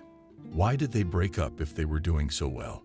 The godmother hummed incredulously. And Kelly wanted a change. The girl grinned. Yeah. Aunt Wendy grinned back. I guess I'm getting old. I don't get it. It was all good, but it lacked variety. Yes. She told me to follow her lead. By the way, what about you? Oh, I don't know. Christina answered with a sigh. Sometimes I think we're doing well, but it's boring without emotion. James and I have never had a fight, and the girls in the dorm say it's sometimes necessary to, like, shake things up. So maybe that's what it's all about. I don't know, Christina. I mean, you would know, but I think it's a lot simpler than that. You're just freaking out. By the way, how's he doing with his bad habits? Does not smoke with a touch of pride, answered the goddaughter. Drinks a little, and then only on special occasions. I beg you, exclaimed Aunt Wendy. A calm, non-drinking, non-smoking guy from the city is getting a higher education, and you intend to look for a good thing out of a good thing. I don't know. Maybe it's just a generational misunderstanding, but I'd advise you to stick with your James. Do you think, Christina, I wouldn't advise badly? My godmother said. I'm not. Besides, I have some experience in life. But what can a friend who hasn't even seen life yet advise? Yes, I guess you're right. Talking to Kathy put things into perspective. Thoughts of finding a replacement for James flickered and flickered in my head. And then they were safely put to rest. And no matter how much Kelly urged her to go to a club and meet an interesting guy, Christina was adamant. All 5 years of college life, Kelly and the rest of the girls in the dorm were having affairs. Christina was the only one still dating James. Almost everyone said that Christina Finch was wasting her time on relationships that wouldn't make her happy. But she didn't care. Christina didn't remember having a line of guys lining up behind her. So we'll make do with what we've got. Christina introduced James to her parents sophomore year. But what do you think of him? Heartbroken. She asked her mother. It's your boyfriend and your life, Miranda replied evasively. But we'll see. Maybe the mother, like the girls in the dormitory, had already had a premonition. By the way, James introduced Christina to his parents on the eve of the wedding, which did take place. Christina was finishing university and was preparing for defense, and the new groom worked at the factory, having received a diploma 2 years earlier than Christina. He changed 3 jobs. Not a beauty, Vanessa shook her head. The mother of James, it was about the future daughter-in-law from whom she was not delighted. The meeting with the groom's parents had finally taken place, and it was not a pleasant one. James left to see Christina off the dormitory, and the mother-in-law was sharing her impressions with her husband. No, not beautiful, the woman repeated. Vanessa, please. Ethan wrinkled his nose. She may not be beautiful, but our son chose her, and we must honor his choice and respect his choice. Vanessa shook her hands. Ethan, what's there to respect? She's just a country girl who can't wait to settle down in the city. Oh, come on. The girl has a college degree and can expect to get a good job in the city. Why not? Besides, Vanessa, are we of the Earl's class? Remember, my dear, where you come from. And I don't understand something, the wife exclaimed with indignation. Are you reproaching me now? No, dear, I'm just reminding you that we are all human beings first of all, and the rest time will show where you saw her nose. What's her nose got to do with it? Ethan laughed. You're inimitable. Just calm down. You don't have to live with her, James. He's a grown man, and I think he knows what he's doing. After all, they dated for 5 years. I think it's Christina. Good girl, the girl, Vanessa muttered with a tightening of her lips. The chorus girl. We know the chorus girl. Vanessa poked Christina's nose wherever she could. Where you can't, though. It all started with choosing a place for the wedding banquet. Christina proposed to play a wedding in a country hotel complex, stylized under the old style. This option was suggested by Kelly, who not so long ago was there at the wedding of the sister of another boyfriend. "It's really cool out there," she told Christina excitedly. "And it's cheap. It's such a big place. Fresh air, nature." "Out of town, so out of town," James replied, listening to the bride's proposal. Oh, how Christina wanted to believe that for James her word was law. But deep down she knew that James simply didn't care. But his moment seemed to care, and rightly so. What else would one expect from a country girl? Circus Vanessa. Fresh air. What's missing is a harmonica, like at a village wedding. What's wrong with celebrating in the fresh air? Ethan said, "I'm sure there'll be lots of young people. Besides, it's fashionable to set off fireworks. But you must admit, it's easier to do it outdoors." "Maybe without much conviction," replied the wife. In the week before the wedding, the mother-in-law showed her creepy character in all its glory. One day, she and James came to visit, and the future mother-in-law, having sent her son for bread, started talking about the forthcoming marriage. "I hope the dress is decent," Vanessa asked arrogantly, referring to Christina's outfit for the wedding. "Quite dainty," she replied. "It's not like everyone's wearing cheesy mugs," snidely said the groom's mother. "That's the way it is in your village, right? God, well, when this manner of her son will stop hurting her small homeland." Yes, Christina was born and raised in the village. But what's so different? Her parents and brother are different from Vanessa, other than their residential address. Oh, those stereotypes that Christina thought were out of date, but apparently not for everyone. And pardon me, she won't let anyone shit on her head. She's not the same schoolgirl who was a victim of bullying for 11 years. And in our village, it is not customary, Christina parried. "As long as people love each other." "Please tell me," Vanessa said ironically. "What about you? Or just to settle down in the city? And at what price?" "It doesn't matter." "But why doesn't it matter?" "If it didn't matter, I wouldn't have gone to university." My future mother-in-law hated it. It was the country bumpkin who dared to contradict her. She'll answer for it. In the evening, James went to escort the bride to her dormitory, and when they reached it, the groom said, "Christina, Mom complained about you," she said. "And what did I do to displease her?" That's all I needed. In 2 days, Christina has a diploma defense, and the showdown on the eve of the wedding was not in her plans. Mom said you insulted her. "James, but she didn't," Christina said, confused. "Honestly, I didn't say anything to Vanessa that would offend her. Maybe she misunderstood, but I didn't mean anything bad. But you understand me too. Your mom, Christina." He interrupted.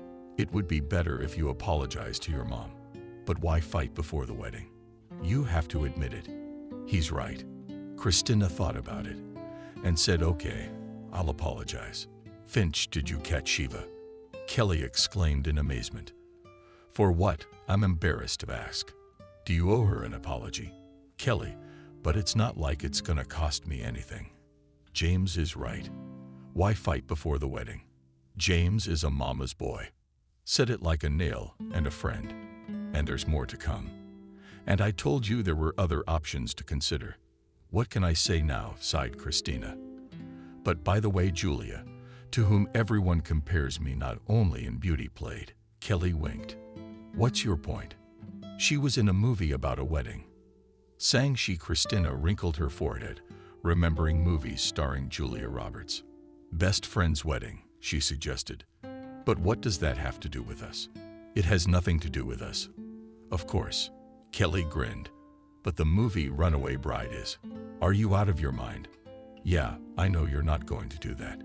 You can't fantasize anymore."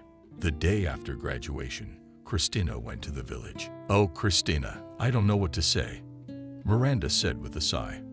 "To be honest, I didn't really like your James right away. He's neither. In short, nothing." She smiled, remembering that Kelly had said the same thing about him. "But we can't cancel the wedding," Christina said reasonably. "The restaurant is booked. The dress is bought. That was true, her mother nodded.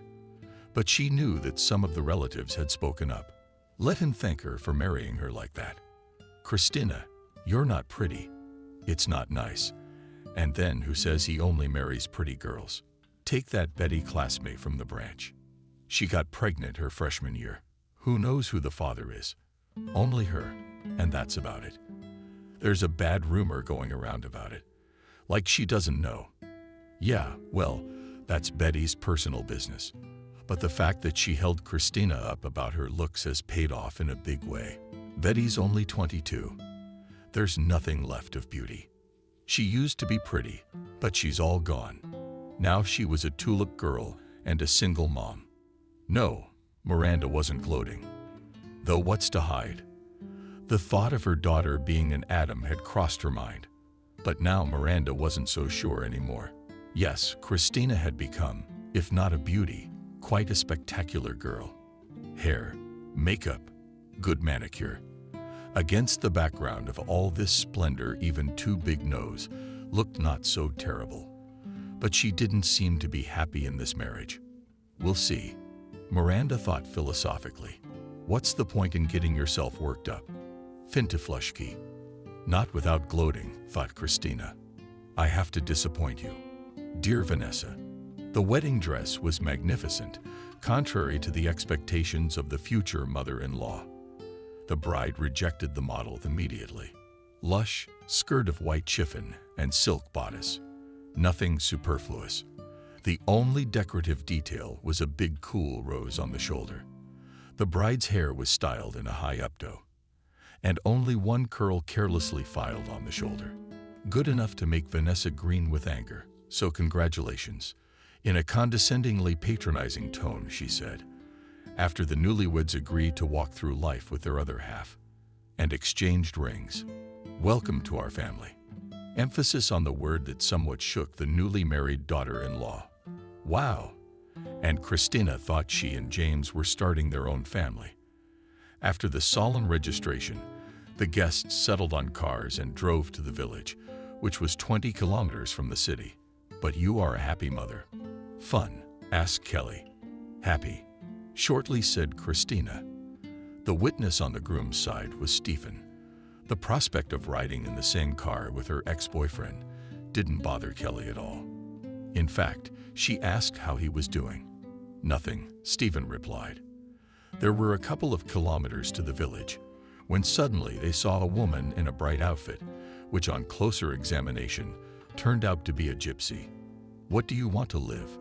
I'm fed up with the fool, shouted the driver of the car in which the married couple and witnesses were traveling.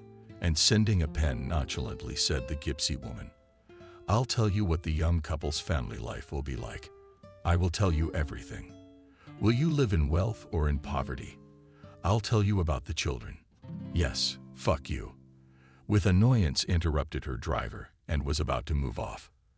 But Christina suddenly said, and I'm very interested in how much your fortune-telling costs and how much is not a pity. The fortune-teller cheered up. Christina went to the car and, taking out a smart miniature purse, took out of it a bill of $5. Will that be enough? She asked. To the gypsy. The gypsy hid the money and told the bride to give her her hand. Oh, said the gypsy, I see the success of the money. A house full of money. Christina's mood rose to its highest pitch. Of course, it was only a fortune-telling. But on such a day, she wanted to believe only in good things. The groom got out of the car and asked the gypsy, Can you guess something for me too? Why don't you guess, handsome? She smiled gold. A toothy smile. Give me your hand. The fortune-teller looked at James' hand. And suddenly her face turned from swarthy to white. A woman's forehead protruded from Paris. Signals began to sound from the cars behind. But are we going or not? Someone shouted in impatience. Christina heard the angry voice of the new mother-in-law. What are you doing here? Mom, it's okay, James reassured her. And the gypsy woman, taking advantage of the hiccup, whispered to the bride, Run away from this man, and you will be happy with him. I see years of torment, but it's not too late to replay it. I don't understand. I started, Christina. But the fortune teller was gone. It even seemed to her that there was no gypsy. They drove the rest of the way in silence. Everyone was in their own thoughts. What did she tell you? Kelly asked when the groom had left. Who? Christina didn't understand at first.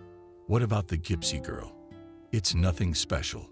The bride shrugged her shoulders. She decided not to tell her friend about what the fortune teller had said, as if to say she would start to judge. Like not your man should have chosen properly. But after all, it's just a fortune teller. Just a fortune telling. Christina asked herself mockingly, why did you get so excited? Yeah, Kelly couldn't believe it. You weren't wearing your face then. Oh, Kelly, please. Trying to sound cheerful, said the newlyweds. Because of some gypsy. Yeah. What are we talking about? The groom asked with a smile. About love. Kelly replied with a faint chuckle. James was silent. Why talk about it? The witness said approvingly. What is there to talk about? You have to live it. Guys, are you bitter? Bitter and bitter, caught up with the guests. And what about the wedding trip? Perplexed raised her eyebrows Kelly, when on the second day of the wedding, her friend told her that on Tuesday goes to get a job. Sen, well, what wedding trip? Christina grinned wryly. James says that there's no need to spend money on nonsense. Oh, James said, Kelly said meaningfully. Then I have no more questions. What's all the fuss and no fight? Fun? Asked Stephen, putting his arm around Kelly's waist. Women's talk, she replied coquettishly, and still asked him. And bring me some champagne. I will. And obeying my lady. He bowed jokingly and went to get champagne.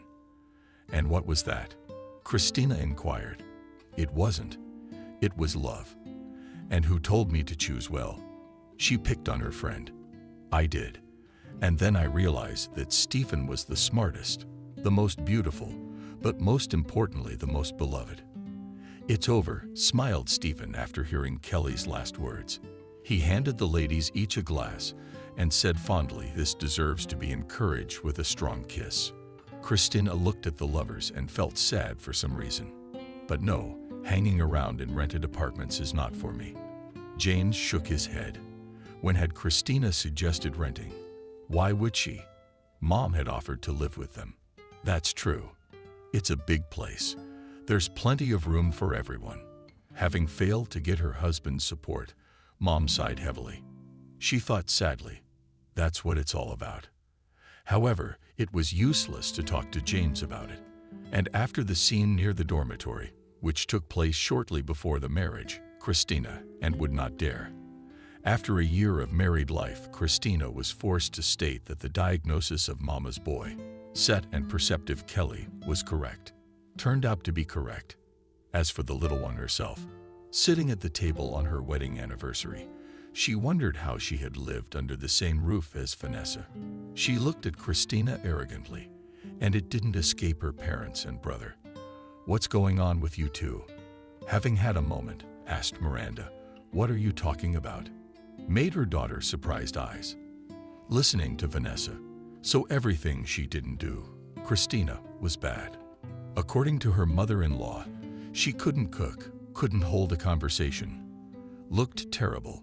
She was unrealistic, and by all accounts, didn't suit her unattractive son as a woman. And she was a decent cook, and she could hold a conversation. After all, she worked with people without being naturally beautiful. Christina carefully looked after herself and paid attention to fashion trends. In short, tried to always look at the level, and she succeeded more than once. And Christina was not. But here's the latest.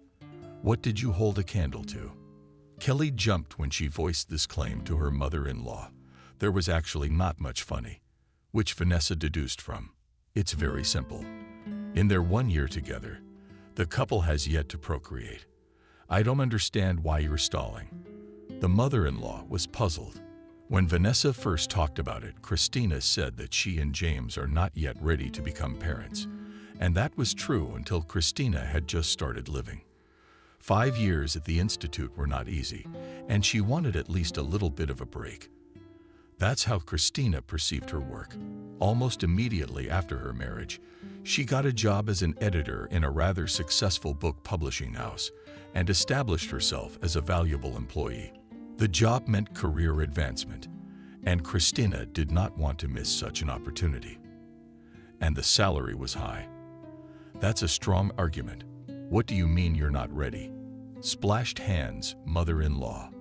That means the young one thought to herself, your darling, your son, and you are still a child.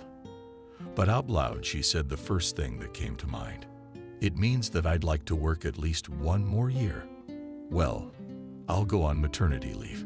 6 months later at the publishing house. No one will even remember me. It is not a fact that after maternity leave I will return to my old place of work. However, mother-in-law did not care about her daughter-in-law's career. Vanessa did not consider her position serious.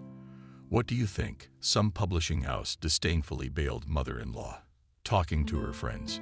She should have gone to work as a teacher. But who needs her? What can teach a pacifier? For whom the family seems to be an empty sound. Her friends nodded sympathetically. And this inspired a solid woman on a new portion of nasty things to her daughter-in-law about her son's picture. Finger has not struck a finger to prove his readiness to become a father. Vanessa was delicately silent, but self-consciously described what health problems await Christina. Unless, of course, she came to her senses. Yes, none of my classmates has not yet given birth, Christina said. And for nothing, said her mother-in-law admonishingly. Modern ladies, career. But why does a woman need a career? After all, her main purpose is motherhood. And let men make careers. Christina only sighed heavily. Her husband was clearly not in the mood for a career. James didn't seem to be in the mood for anything. Otherwise, how to explain his manic passion to change jobs? James never stayed in one place for more than a month. And when asked by his wife, "What's wrong this time?" he just dismissed it as not what I need. And when Christina tried to find out what he needed, he just shrugged. And she had a sneaking suspicion that James was an ordinary bum. Vanessa said the boy was just looking for himself. Christina repeatedly recalled the gypsy woman who had blocked the path of the wedding cortege. When she told Kelly what the fortune teller had whispered to her, she shook her head. You didn't tell me about it then. What would it have been?" Christina grinned. "I wouldn't have had the guts to run away. What would I do? If you needed me, I would have dragged you out of there. What's to say now?" She sighed doomedly. "You don't have to say anything. Anyway, Christina, I'd advise you to get a divorce. I mean, really, what the hell is marriage? I, of course, do not want to interfere in your family life, but in my opinion, you cannot live like this. But don't you want to be truly happy and loved? Yes, I'm sure you would if you wanted to. There'd be a line of people waiting." "Maybe," Christina said thoughtfully. "But you know, sometimes I feel sorry for James. He's a bit of a loner. Who's going to feel sorry for you? Not Vanessa. So, Christina, I've told you my options, and you do as you please." After talking to her friend, Christina decided to put things into perspective. Kelly's right. No matter which way you look at it, she's right. What was keeping her close to James? The answer was obvious. They weren't ready to be parents, but the truth was, it wasn't just that. Christina was convinced that children should only be born in love. But what kind of love are we talking about? She was reminded of that gypsy girl again. Christina had been thinking of her too often lately. What was that about? Who knows? Maybe Christina would have gotten up the nerve to talk about divorce. But nature decided to play a bad joke on her. One day, sitting at work, she felt sick, and on the advice of one of her colleagues made a pregnancy test. Seeing 2 stripes, Christina almost lost her senses from love. "You say babies are being born," she said out loud, not recognizing her own voice, and laughed hysterically. A little calmer Christina began to think feverishly about getting rid of the child. It was out of the question. No, and no again. If God gives a baby, it must be born. You've made the right decision. Miranda was serious. when Christina told her the news. What if James changed and got more serious about life? Maybe that's why the baby is destined to be born. Mom, I was thinking the same thing, Christina replied and laughed again. This time happily relieved and dreamily added, God willing. We have a normal family. Maybe James will agree to rent an apartment too. To be honest, Miranda had little faith in that. But she couldn't tell her pregnant daughter.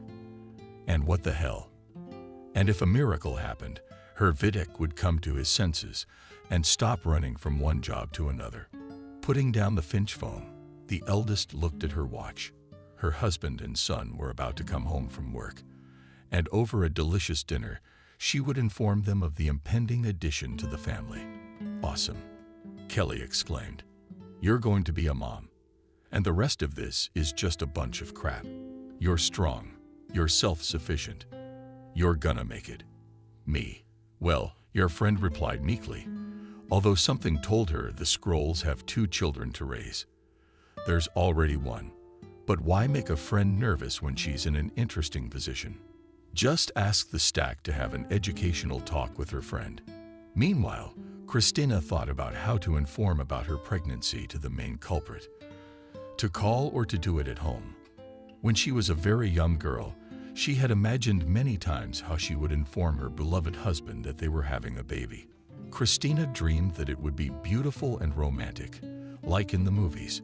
And then it dawned on her Christina will buy a beautiful Pinard, cook James a romantic dinner, and set the table in the bedroom. And underneath it all she'll tell her husband that now there will be 3 of them and everything will be fine. By the way, there were some preconditions. At the last place of work, James stayed for 4 months, and it was a record. The young woman was so excited about the idea that she wanted to go home early. Christina no longer thought about the fact that they did not live alone, and how many people would feel about it. Dear Vanessa, it was 20 minutes before the end of the day. Actually, she could have closed her office, and she could have gone home without anyone saying a word. But Christina Finch was a sensitive lady. She called the director and only after getting the go-ahead went to the office to get her purse. When Christina was leaving the publishing house, she suddenly saw the same fortune teller Ramella crossing the road and walking straight towards her. Or was it another gypsy woman? Who could tell? They all looked alike. When they crossed each other, Ramella suddenly looked at Christina with a hard stare. The gypsy's gaze was screaming at her to run away before it was too late. She didn't even realize that the fortune teller had said those words aloud. Christina felt uncomfortable. But after a moment, she forgot about the gypsy. There were more important things in her life now. Christina plowed into the apartment, and with a smile, looking at herself in the mirror hanging in the hallway with pleasure, noted that the pregnancy has not yet affected her appearance. The girls at work were frightened by drugstore and pigment stains, but nothing like that. Christina has not matured. Quite the opposite. She had never liked herself so much. A blush played on her cheeks. Her eyes sparkled. "Why are you so cheerful?" muttered the father-in-law with suspicion, looking at his daughter-in-law. So evasively answered Christina and smiled enigmatically. All more she will not give in to any provocation. Now she had to take care of herself for the sake of the baby. Meanwhile, Vanessa was watching TV and thought she had a lover. "There you go." Christina washed her hands and went to her and James' bedroom. "What time will you be there?" Playfully, she asked her husband. "I'm all," James answered, and I could hear the surprise in his voice. There was no such thing as play and flirting in their relationship, but maybe we should try to make it happen. And it was up to Christina, by the way. She is a woman after all. And what were those thoughts in her head? Ironic, thought the mother-to-be. No other way than pregnancy has affected me. Hormones in the head hit everyone. Questioned Christina. That's good. That's good. James was clearly puzzled, and it made her laugh. Christina, what's wrong? Indecisive? Asked the husband. But in general, yes, she replied with a smile. And what is it? Let's not talk on the phone. All right. What was that? James thought, disconnecting some strange voice here, asking what time I'll be there. And that was really something new, had Christina found out. Frightened, he thought, well, maybe it's for the best. Especially in my situation. When James first saw Christina, she seemed so defenseless to him. Did James like her? More like no than yes. The girl was hardly beautiful, and she was silent all the time. How do you know what she was like? Maybe she's mute. But here Christina, with a friend strikingly similar to Julia Roberts, came out of the ladies' room, as they like to call the most common toilet. It was like the girl had been replaced. Kelly must have indoctrinated the girlfriend. But he, James, decided to take a closer look at her, and he did. No, she wasn't beautiful, but she had a nice figure. And by the way, she's got taste. About such usually say interesting, spectacular with a twist. But of course, Krupnova is not the right word, but well-matched hairstyle and neat makeup negated this flaw. You can say that the nose was the very highlight. What is enough to remember Barbra Streisand or Kathy? Christina, a girl economic, in addition, serious, without wind in her head. So he should marry her. But his mom is a push-button, and she didn't like her future daughter-in-law right away. It's like I'm caught between two fires. He complained to his friend Stephen. I don't understand what's wrong. Surprised, asked the latter. Go away from your ancestors, and you will be happy. Christina said the same thing, sighed James. So what's the problem? Well, how can I put it? He hesitated. I just think it might offend Mom. Well, gosh darn it. Stephen laughed. You're inimitable. Unmarried people don't get married and want to move out of their parents' house. And this two-legged man is afraid to offend Mom. Igor, no offense. I respect Vanessa, but I get the feeling she's manipulating you. She doesn't like Christina, James said with a sigh. But it's more like she's jealous. You're her only son, and here's Christina. Yeah, not fun, he chuckled. Hillbilly chick hooks up with a city boy to settle down in the city. That's what your mom says. Stephen guessed it. Who else would it be? But you know, grinned the friend. Even if Christina was a native of the city from a family of academics or businessmen, it would hardly change anything. Aunt Vanessa would find other arguments against your wife nice, and she doesn't mean that about Christina. She's a self-sufficient girl, so go with the one without a choice. That's easy for James to say. He wasn't used to crossing his mother. Even when Vanessa hurt Christina, he couldn't say anything to her. James berated and shamed himself for it, but he couldn't help it. But he wasn't known for his determination, especially when it came to his mother. And shortly before their wedding anniversary, James met Adriana. This gorgeous, bright, and extraordinary girl turned his life upside down. Adriana was a manager at a private car service center where James had once again taken a job. And it seemed to be love at first sight. That's why he'd been here for 4 months and would probably leave in one single case if the car repair shop went under. Adriana was a vibrant brunette of skin, golden honey-colored, piercing with black eyes, and a stunning figure. One shot of those beautiful eyes and James was blown away. After a week he realized, if this girl wasn't mine, I would get sick and die. So James decided to win her over at all costs from the first advance. He gave Adriana a gorgeous bouquet of roses and unexpectedly invited her to a movie. James told his wife that he was delayed at work due to an urgent order.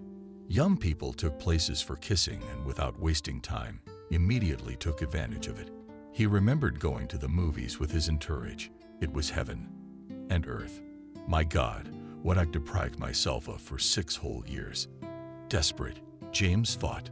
Christina could have been happy. After all, we didn't and don't have any love. From that day on, work was the only place James felt comfortable. It wasn't just work, though. One day, he and Adriana had gone to get some spare parts and ended up at her house. Their passion was at its peak, and it was foolish to deny it. After a frenetic dance of love, they ate store-bought salads and drank juice out of a cardboard box. James imagined how his mother's eyes would have rounded at the sight of such a Snyder and laughed merrily. Plebeian and food would have been carelessly tossed to Vanessa. By the way, that was the one thing she was in solidarity with the socialite Christina on. Thinking of his wife, James gloomed. She doesn't deserve to be deceived by me, he thought. And neither does Adriana. But how do I tell her that I'm married? Adriana asked, noticing the look on his face. Adriana, James began. He took in a chestful of air. And then he stopped talking. I'm listening to you, she smiled. Adriana, I probably should have told you that right away. I really liked you as soon as I saw you, and now I realize it's more than just liking you. I love you, Adriana. And I love you, Adriana replied, looking into his eyes. Hot dates with eating soldiers, which now seemed like James. The most delicious food on Christina continued. It had been almost 4 months, and he still hadn't dared to tell Adriana that he was married. One day, James arrived at work, and when he confronted Adriana, she said she didn't want to see him anymore. What's wrong? He asked, although he guessed that James realized that sooner or later Adriana would find out about his marital status. And you're still asking, she confirmed James's assumptions. Adriana's voice was ringing with indignation. How could you? Yesterday, my friends and I were sitting in a cafe, and when I showed them your picture, one of the girls recognized you. She works at a book publisher. To be continued. James chose to remain silent. Everything secret sooner or later comes to light. Adriana wrung her hands. Besides, in the age of social media, you can't hide anything. I wanted to tell you, he said humiliatedly. I really did, but you didn't. Anyway, James, it's over between us. I didn't find myself in a dumpster to share you with someone else. The girl nailed him and asked him to leave the office. James was desperate. He wanted to be with Adriana, but he didn't know how to tell Christina. For a whole week, James wasn't himself. Did something happen to you? His mother asked at dinner. No, he answered, glancing at her and then at his wife. Then he added, for good measure, that it was just a hard day at work. Where's Christina? James asked. Was she in your room? Her mother replied with a tight lip and turned away defiantly. Another fight? No, Vanessa shrugged. The son looked at her incredulously, but said nothing. When he entered the bedroom, he was almost speechless. Christina was sitting in a chair, dressed in a pretty lilac stump, and smiled. Hi. Check. Hi, James said in a confused voice. You are so beautiful today. Her husband's confusion amused Christina. Really? She asked flirtatiously. Yes, we have some kind of holiday.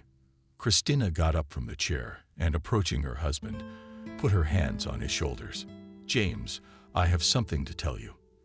But first, she didn't have time to say anything. Vanessa burst unceremoniously into the room. James, are you having dinner? She asked curiously, looking at her son and daughter-in-law. Wait, Mom, James waved her off later. The mother abruptly slammed the bedroom door and defiantly bluntly retreated to the hall and hung onto the boy like a street girl. Quietly, she muttered. Christina fell asleep. Her husband couldn't resist smiling at James either. Really, are you hungry? Tilting her head to the side, the young woman asked. Well, I am. He nodded.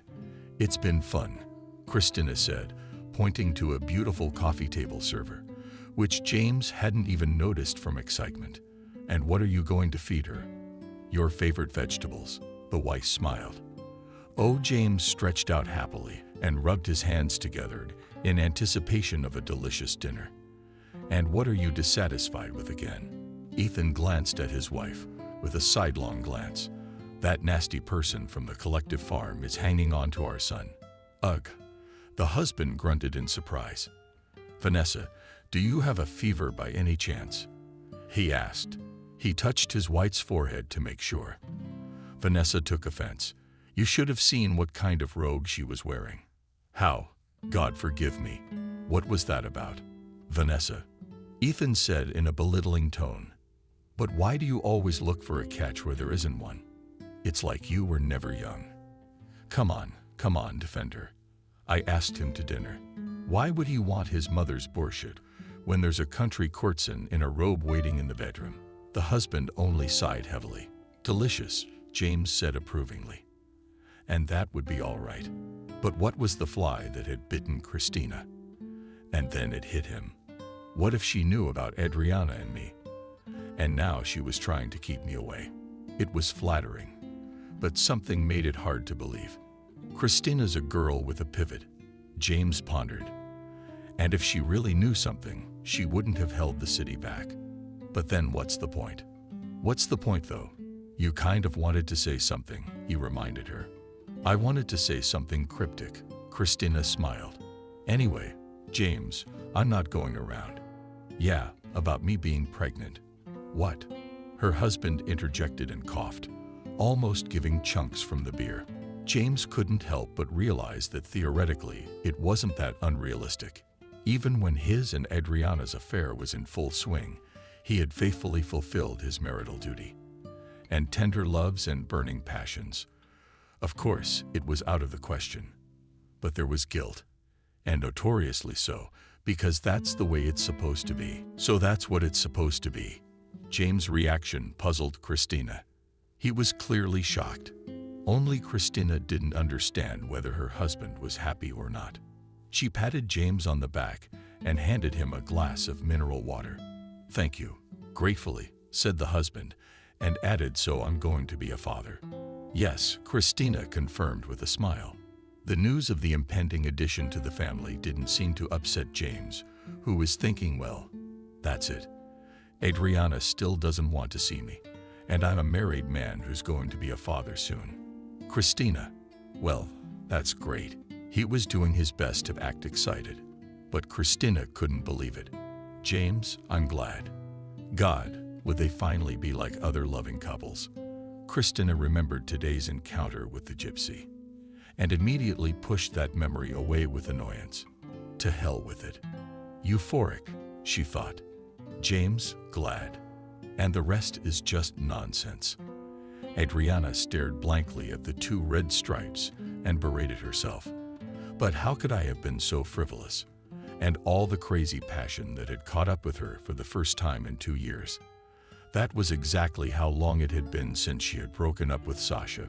Before meeting James, Adriana hadn't graced any guy with her favor. For one thing, she wanted to take a break. And secondly, Adriana wasn't interested in anyone. James reminded her of a defenseless child. It was only later that Adriana realized that was what attracted her to him. And when Adriana found out that her feelings were mutual, she decided James was the man with whom I could be happy and to whom I was ready to give a lot of happiness. The affair was dizzying. Adriana felt like she and James were in the clouds. But how painful was it to fall? What to do you think? Jean asked. The same friend who worked at the same publishing house as Christina. Give birth. What else? Adriana had terminated her pregnancy a few years ago, when she was a student, a sophomore at NICE. She was sure she would never become a mother again, and berated herself for being a coward. This time, Adriana decided not to tempt fate. She will give birth to this child, and let James live as he knows how. Adriana will not break up the family, much less humiliate herself. I don't want anything from him. You can count on me, Jean said, taking Adriana's hand in hers. I know, she smiled. And thank you very much. You're welcome. When Christina and James informed his parents that they were going to be grandparents, Ethan rejoiced. Well done, he nodded with a smile. God willing, it won't be the last. And Vanessa shook her lips in displeasure and said, Has Her Majesty really done it? What about his career? The career can wait, Christina said nonchalantly. She did not expect any other reaction from her mother-in-law, so she was not offended at all. Come on. You cut the argument short. James and all 3 of them looked at him in amazement. James decided to show some character. Future fatherhood was clearly good for him. Family life went on as usual.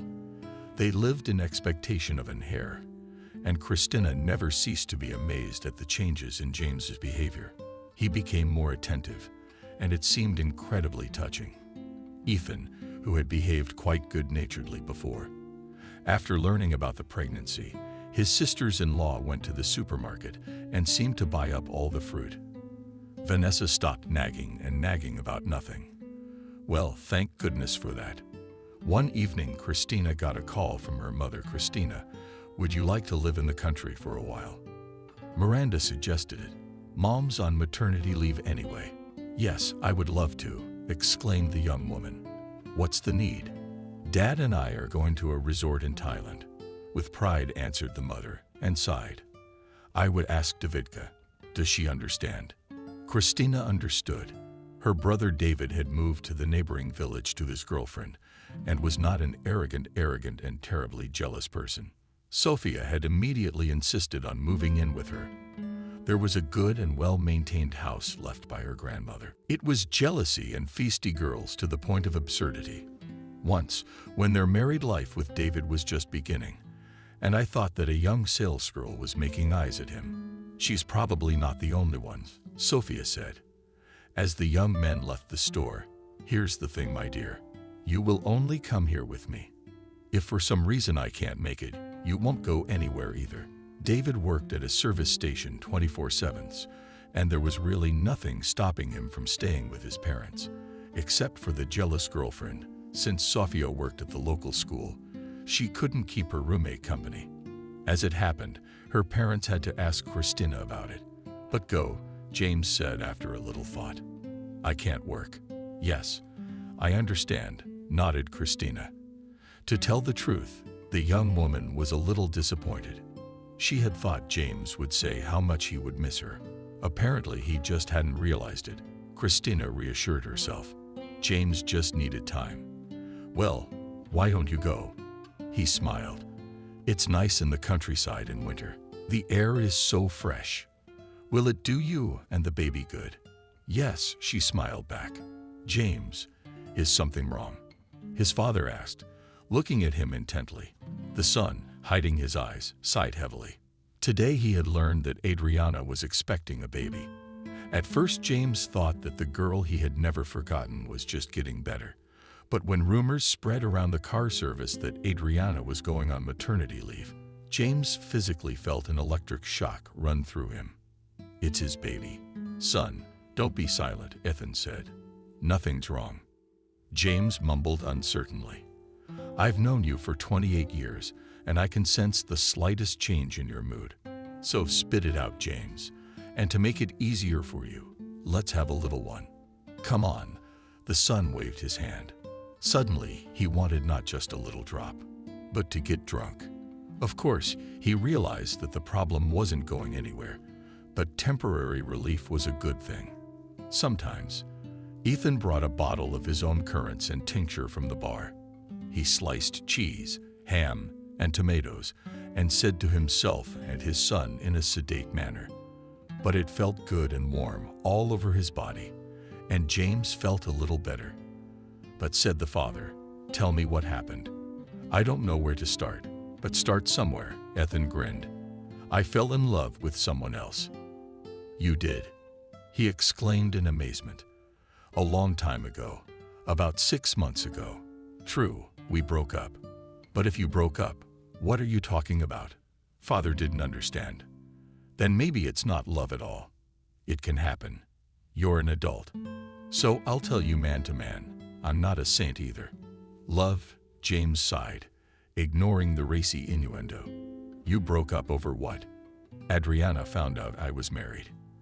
And recently I found out she was pregnant." "Yeah," the man said thoughtfully. After a moment's silence, he asked, "Are you sure it's yours?" "I'm sure," nodded the son. "Adriana is going on maternity leave, so the timing fits." Yes, the situation stretched Ethan. For the first time in a while, Vanessa was happy to be home. On a gossipy, soul-searching trip with an old pal, she rode the shuttle bus and anticipated. And here was the third night without Christina. Sure, the hated daughter-in-law had only been away in her village for a couple of weeks, but at least she wouldn't have to see that face for a while.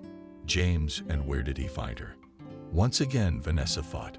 She went up to the apartment when she heard the excited voices of her husband and son from the kitchen. Vanessa realized that they were discussing some hot topic over a hot drink. The woman wanted to enter the kitchen and let her know she was coming. But when she heard her daughter-in-law's name, she decided to refrain for the time being. And it seems for good reason. "What can I advise you?" Vanessa heard her husband's thoughtful voice. "Only to help the child financially, or Adriana doesn't want to see you. While with Christina you are doing well." "Adriana?" she marveled. "James has another woman." "Well, that's great.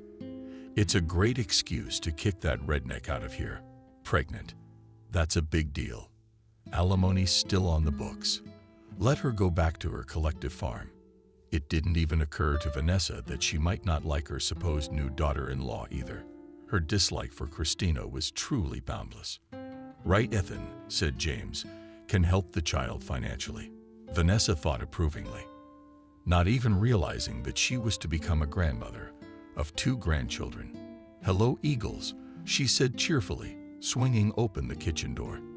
"And here is our mother," smiled for Camilla of Ethan, and nodding at half a bottle, offered his wife to take from Moro's. "Well, if only from Moro's. What's the occasion of the banquet?" "It's not a banquet." Edifyingly, said the husband, raising up his index finger.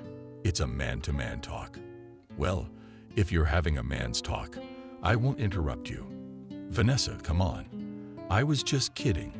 "It's okay," she smiled. Vanessa wanted to dance. To think that her son had finally had an epiphany. She walked out of the kitchen, pulled her cell phone out of her bag, and quickly dialed Anna's number, the same friend she'd just gotten back from.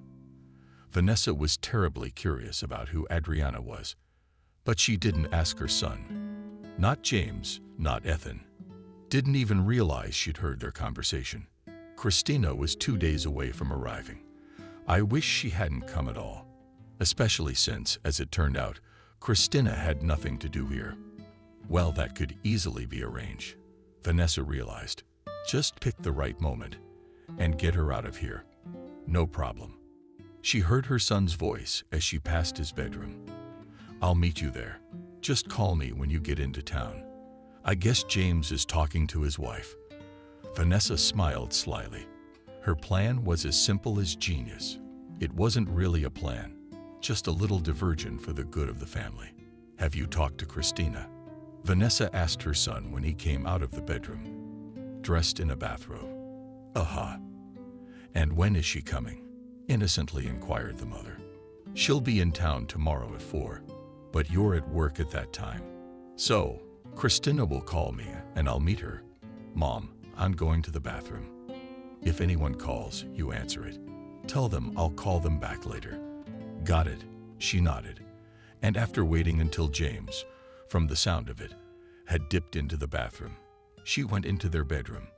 Vanessa, furtively, looked around and finally found what she was looking for, a cell phone. Her son had found Christina's number, and she quickly blocked it. Now let her call as much as she likes, thought the treacherous mother-in-law with gloating satisfaction. Not understanding anything perplexed Christina. We had agreed. She had already dialed her husband's phone number 15 times. But James didn't answer. Even if he was very busy at work, he could have texted. Christina pondered. The clock was already showing 4:40. Still no response from James. She bent under the weight of 2 bags with lines, jam and gifts from Thailand, showing cab stands. "Girl, why are you pushing such heavy things? I heard a nice male voice in your position. Where does your husband look? Or is there no husband?" She wanted to say it's none of his business. A handsome guy, about 27 years old, picked up the bags and asked you to the bus stop. "I'd like a cab," answered Christina with a nod, pointing to the parking lot, where a cavalcade of cars with checkers lined up. Reasonably agreed the unexpected assistant. "And you know, God himself sent me to you." "That's true," laughed Christina, although she was not amused at all. "What's the matter? Why isn't James answering? Maybe something's wrong. You don't get it, do you?" The guy grinned. "I'm just a cab driver. Then God really did send you to me, she agreed. The cab driver asked from the dacha, deftly dumping the bags into the trunk. Why did you think so? Christina asked in surprise. What's so strange about it? She came with groceries, among which you can guess jars of pickles and tomatoes. Usually with all these things come from the village. Christina doesn't look like a student with her almost 8-month belly. The guy's so embarrassed. Just wondering where we're going. Minen Street. I see. The cab driver answered in a cheerful voice and started the engine. On the way they got to talking.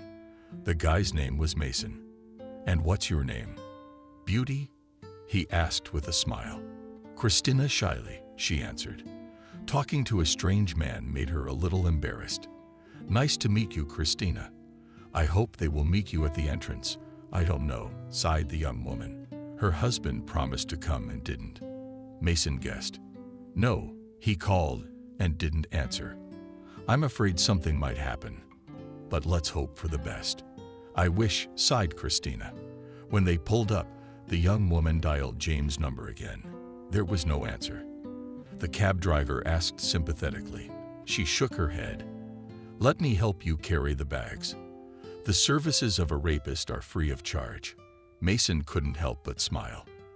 But Christina, let's say goodbye, said Mason at the door. The guy's voice sounded sad. It made her feel uncomfortable. Christina started to open the door, but it suddenly swung open. Surprised. Vanessa said angrily, actually, the mother-in-law should be at work. Christina suddenly had a bad feeling. Did something really happen? Vanessa, honey, is something wrong? She exclaimed. How cute I am, she hissed. But you got that right, something's wrong. Something's wrong with James. Christina asked fearfully, deciding to ignore the tone. Vanessa, it wouldn't hurt to find out what happened first. It's just that I called him many times, and he doesn't answer. Her mother-in-law interrupted her impolitely and laughed deafeningly. Don't wait up. What's the matter? Christina couldn't stand it.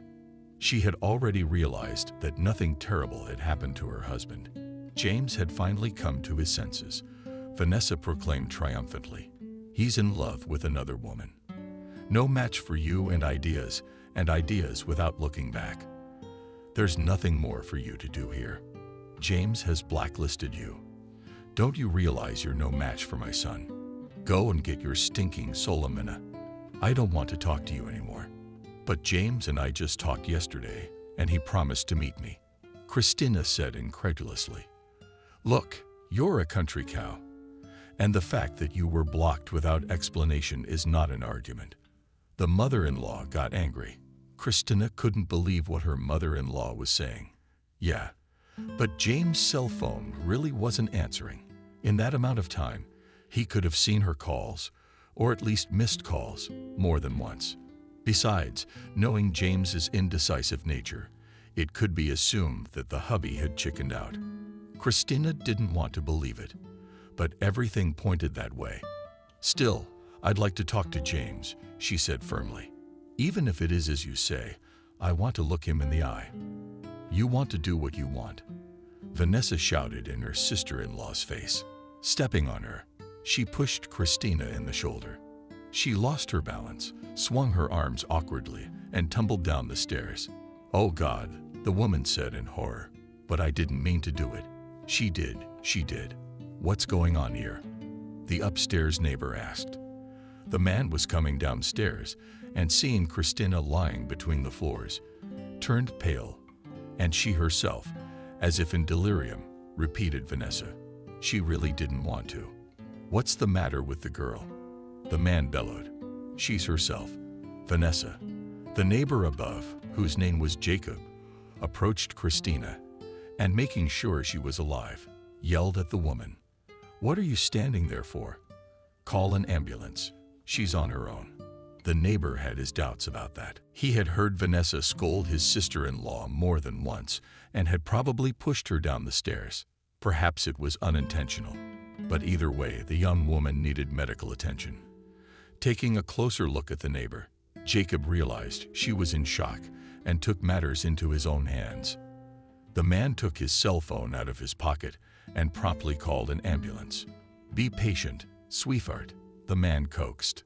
He really liked this interesting young woman. What can't be said for the slimy neighbor? Had Ethan been lucky enough to marry that girder? Jacob thought. But there was nothing to be done. Vanessa was still in a state of shock, and therefore she too needed medical attention. The ambulance arrived about 10 minutes later. The doctors loaded Christina into the car, and the remaining doctor asked a concerned neighbor with whom Vanessa lives, her husband, her son, and the young woman who was taken away. "You can contact them. There's no point in taking the woman to hospital, but you shouldn't leave one behind." The door to the apartment was open, and Jacob helped the doctor usher Vanessa into the apartment. She herself repeated the woman as if wound up. "So, can you contact the husband or the son?" The doctor repeated his question. "Yes, of course," nodded the neighbor. "I have Ethan's number," where I was singing Christina in a weak voice. Slowly spilled into my eyes. In the hospital she heard a voice, and when she opened her eyes, she saw a man in a white coat. "How am I here? Did your neighbor call for an ambulance?" Christina remembered what had happened, and her face turned as pale as chalk. "What's wrong with my baby?" she asked. "Christina Vladimirovna, you now need to rest, sleep, and then we will talk to you." "What's wrong with my child?" persistently said the young woman. "I'm very sorry," the doctor replied. The baby could not be saved. Christina turned her back to the wall and sobbed bitterly. The next day, James came to see her. "Christina, I am very sorry," he said gently. "Sorry?" Christina grinned mockingly. "What about the woman of your dreams?" "What woman?" "You know, the one who's not like me. Like your mom said before." Her lips quivered. "What the hell is this?" James exclaimed. "Her mom doesn't know her." When he realized he'd made a mistake, he fell silent and then spoke awkwardly. I was going to say." "Don't," James with a sad smile, and shook his head. "Christina, if you really loved another woman, then run to her and make her happy. And of course, be happy yourself." "Christina, you are extraordinary," quietly said the husband. "Thank you, and you be happy too." "I will try." Christina nodded, and tears appeared in her eyes. "But run along, and when I'm better, we'll get a divorce." When James went to see his now almost ex-wife, he was in the mood for a difficult conversation, but it went well. "Christina's great," he thought on his way to the bus stop. He had to get to work, but first, James would go to a few places. The prices at the jewelry store were touching, but James didn't mind. He'd gotten his paycheck the other day and had barely spent it. James' attention was drawn to a gold ring with a rich framing of tiny diamonds, just right for the color of Lenny's eyes. He thought enthusiastically and without hesitation bought the ring. "You have excellent taste in simple metal young, spectacular blonde. Come again. Do you want it for a gift, or do you have some other occasion?" The pretty flower girl asked with a smile. "Today I'm proposing to the best girl on Christina," James announced solemnly. "What are roses then?" The girl nodded understandingly. "Pay attention to these dark red ones." The saints were indeed a miracle. How good the petals of piercing dark scarlet color seemed velvet. Fragrance. I wonder what Garden of Eden they grow in, James thought. The main thing is not to lose the romantic mood.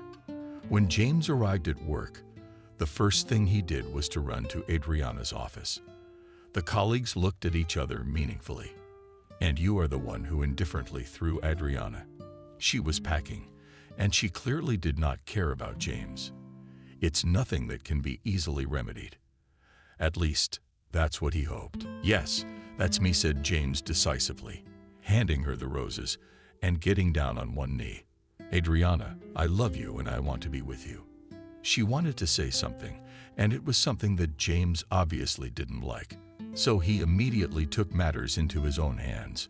"Adriana, sweetheart, my darling, I know what you're going to say. Yes, I'm married, but now it's just a matter of weeks. Christina and I are getting a divorce, and as you can see, there's nothing stopping us from being together. Adriana, marry me." In one breath, James blurted out and took out a velvet box from his pocket and handed it to his beloved. From the side of the entrance, a great applause was heard. "Verka, say yes," someone shouted. "Yes," quietly said the happy bride and laughingly added, getting up from her knees.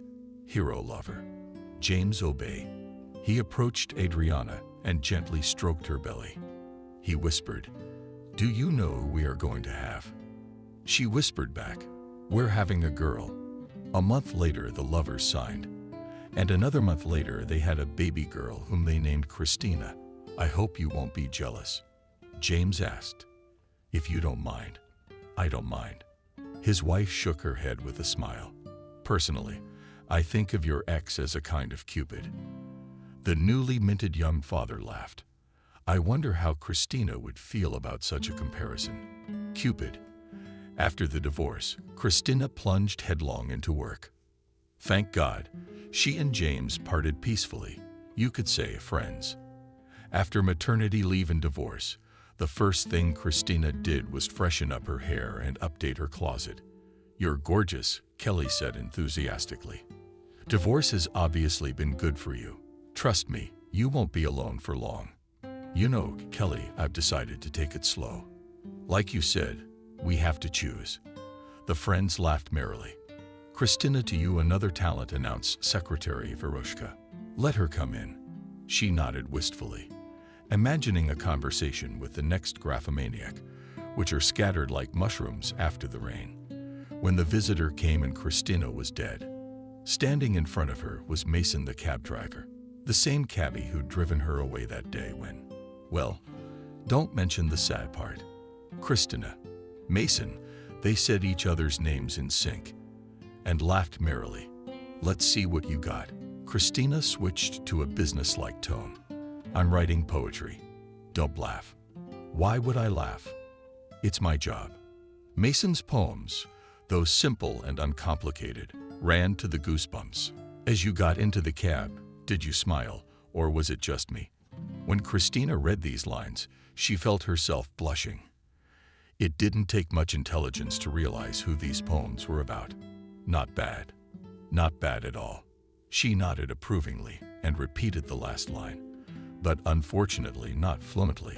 "Christina, Mason, you have the wrong information."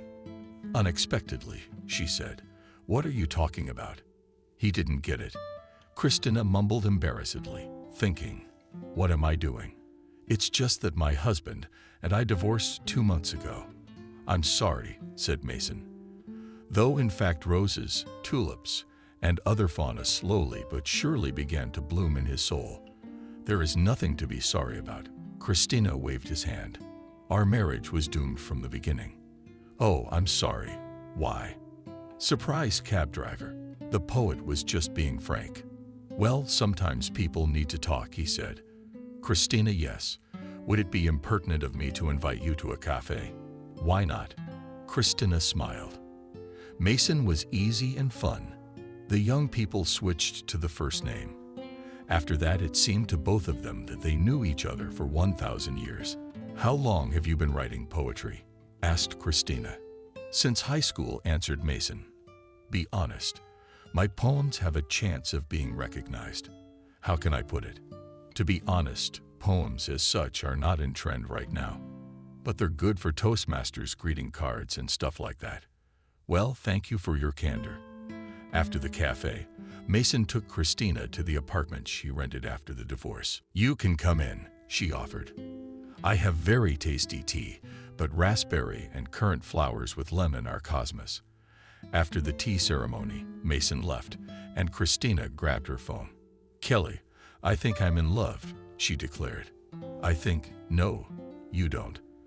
I'm in love, and I think I'm in love for good. But love that is, I hope, a mutual declaration of love has not sounded." Christina replied in a low voice. "Oh, Kelly, what's going to happen?" "What's going to happen? By the way, what's his name?" "Mason." "Well, either you and Mason are gonna have something or you're not. There's no 3 ways about it. That's not optimistic, more like realistic, and it's pretty much up to you." Remember that night at the coffee shop with the wall and James? So what? And the fact that then you did it all. And if you want, it will work out in this time, said her friend. The past year had been eventful. No sooner had the wedding of Stephen and Kelly rumbled off. David told his sister he was getting married. Don't tell me you're marrying Sophia. Christina was horrified. I won't, laughed her brother, because I'm marrying Sophia. My fiancée's name is Evelyn, and I'll bet you'll like her. Evelyn really did like her a lot. But most importantly, Christina caught the bride's bouquet. Looks like I can't get out of this one. Mason jokingly waved his hands and promised to come back to this conversation, which he did a week later. It's like a wedding boom, Kelly said with a smile. Although we have Stephen, and the other news is science, science, science. We're having a baby. Congratulations, Christina exclaimed. This is really great news. And a month after the wedding, Christina proudly informed Mason that they too would become parents. The baby was sleeping serenely and advised touchingly.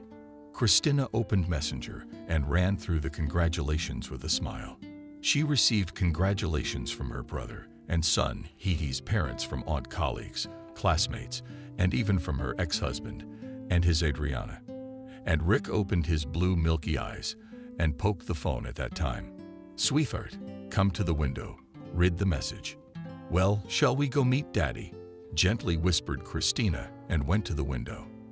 The happy young father stood in the courtyard of the maternity hospital with a bouquet of roses and a bunch of balloons. On the biggest balloon it was written, "Thank you for your son," and the happy young mother held her baby in her arms and looked at her husband with a smile. Tears of happiness were flowing down her cheeks.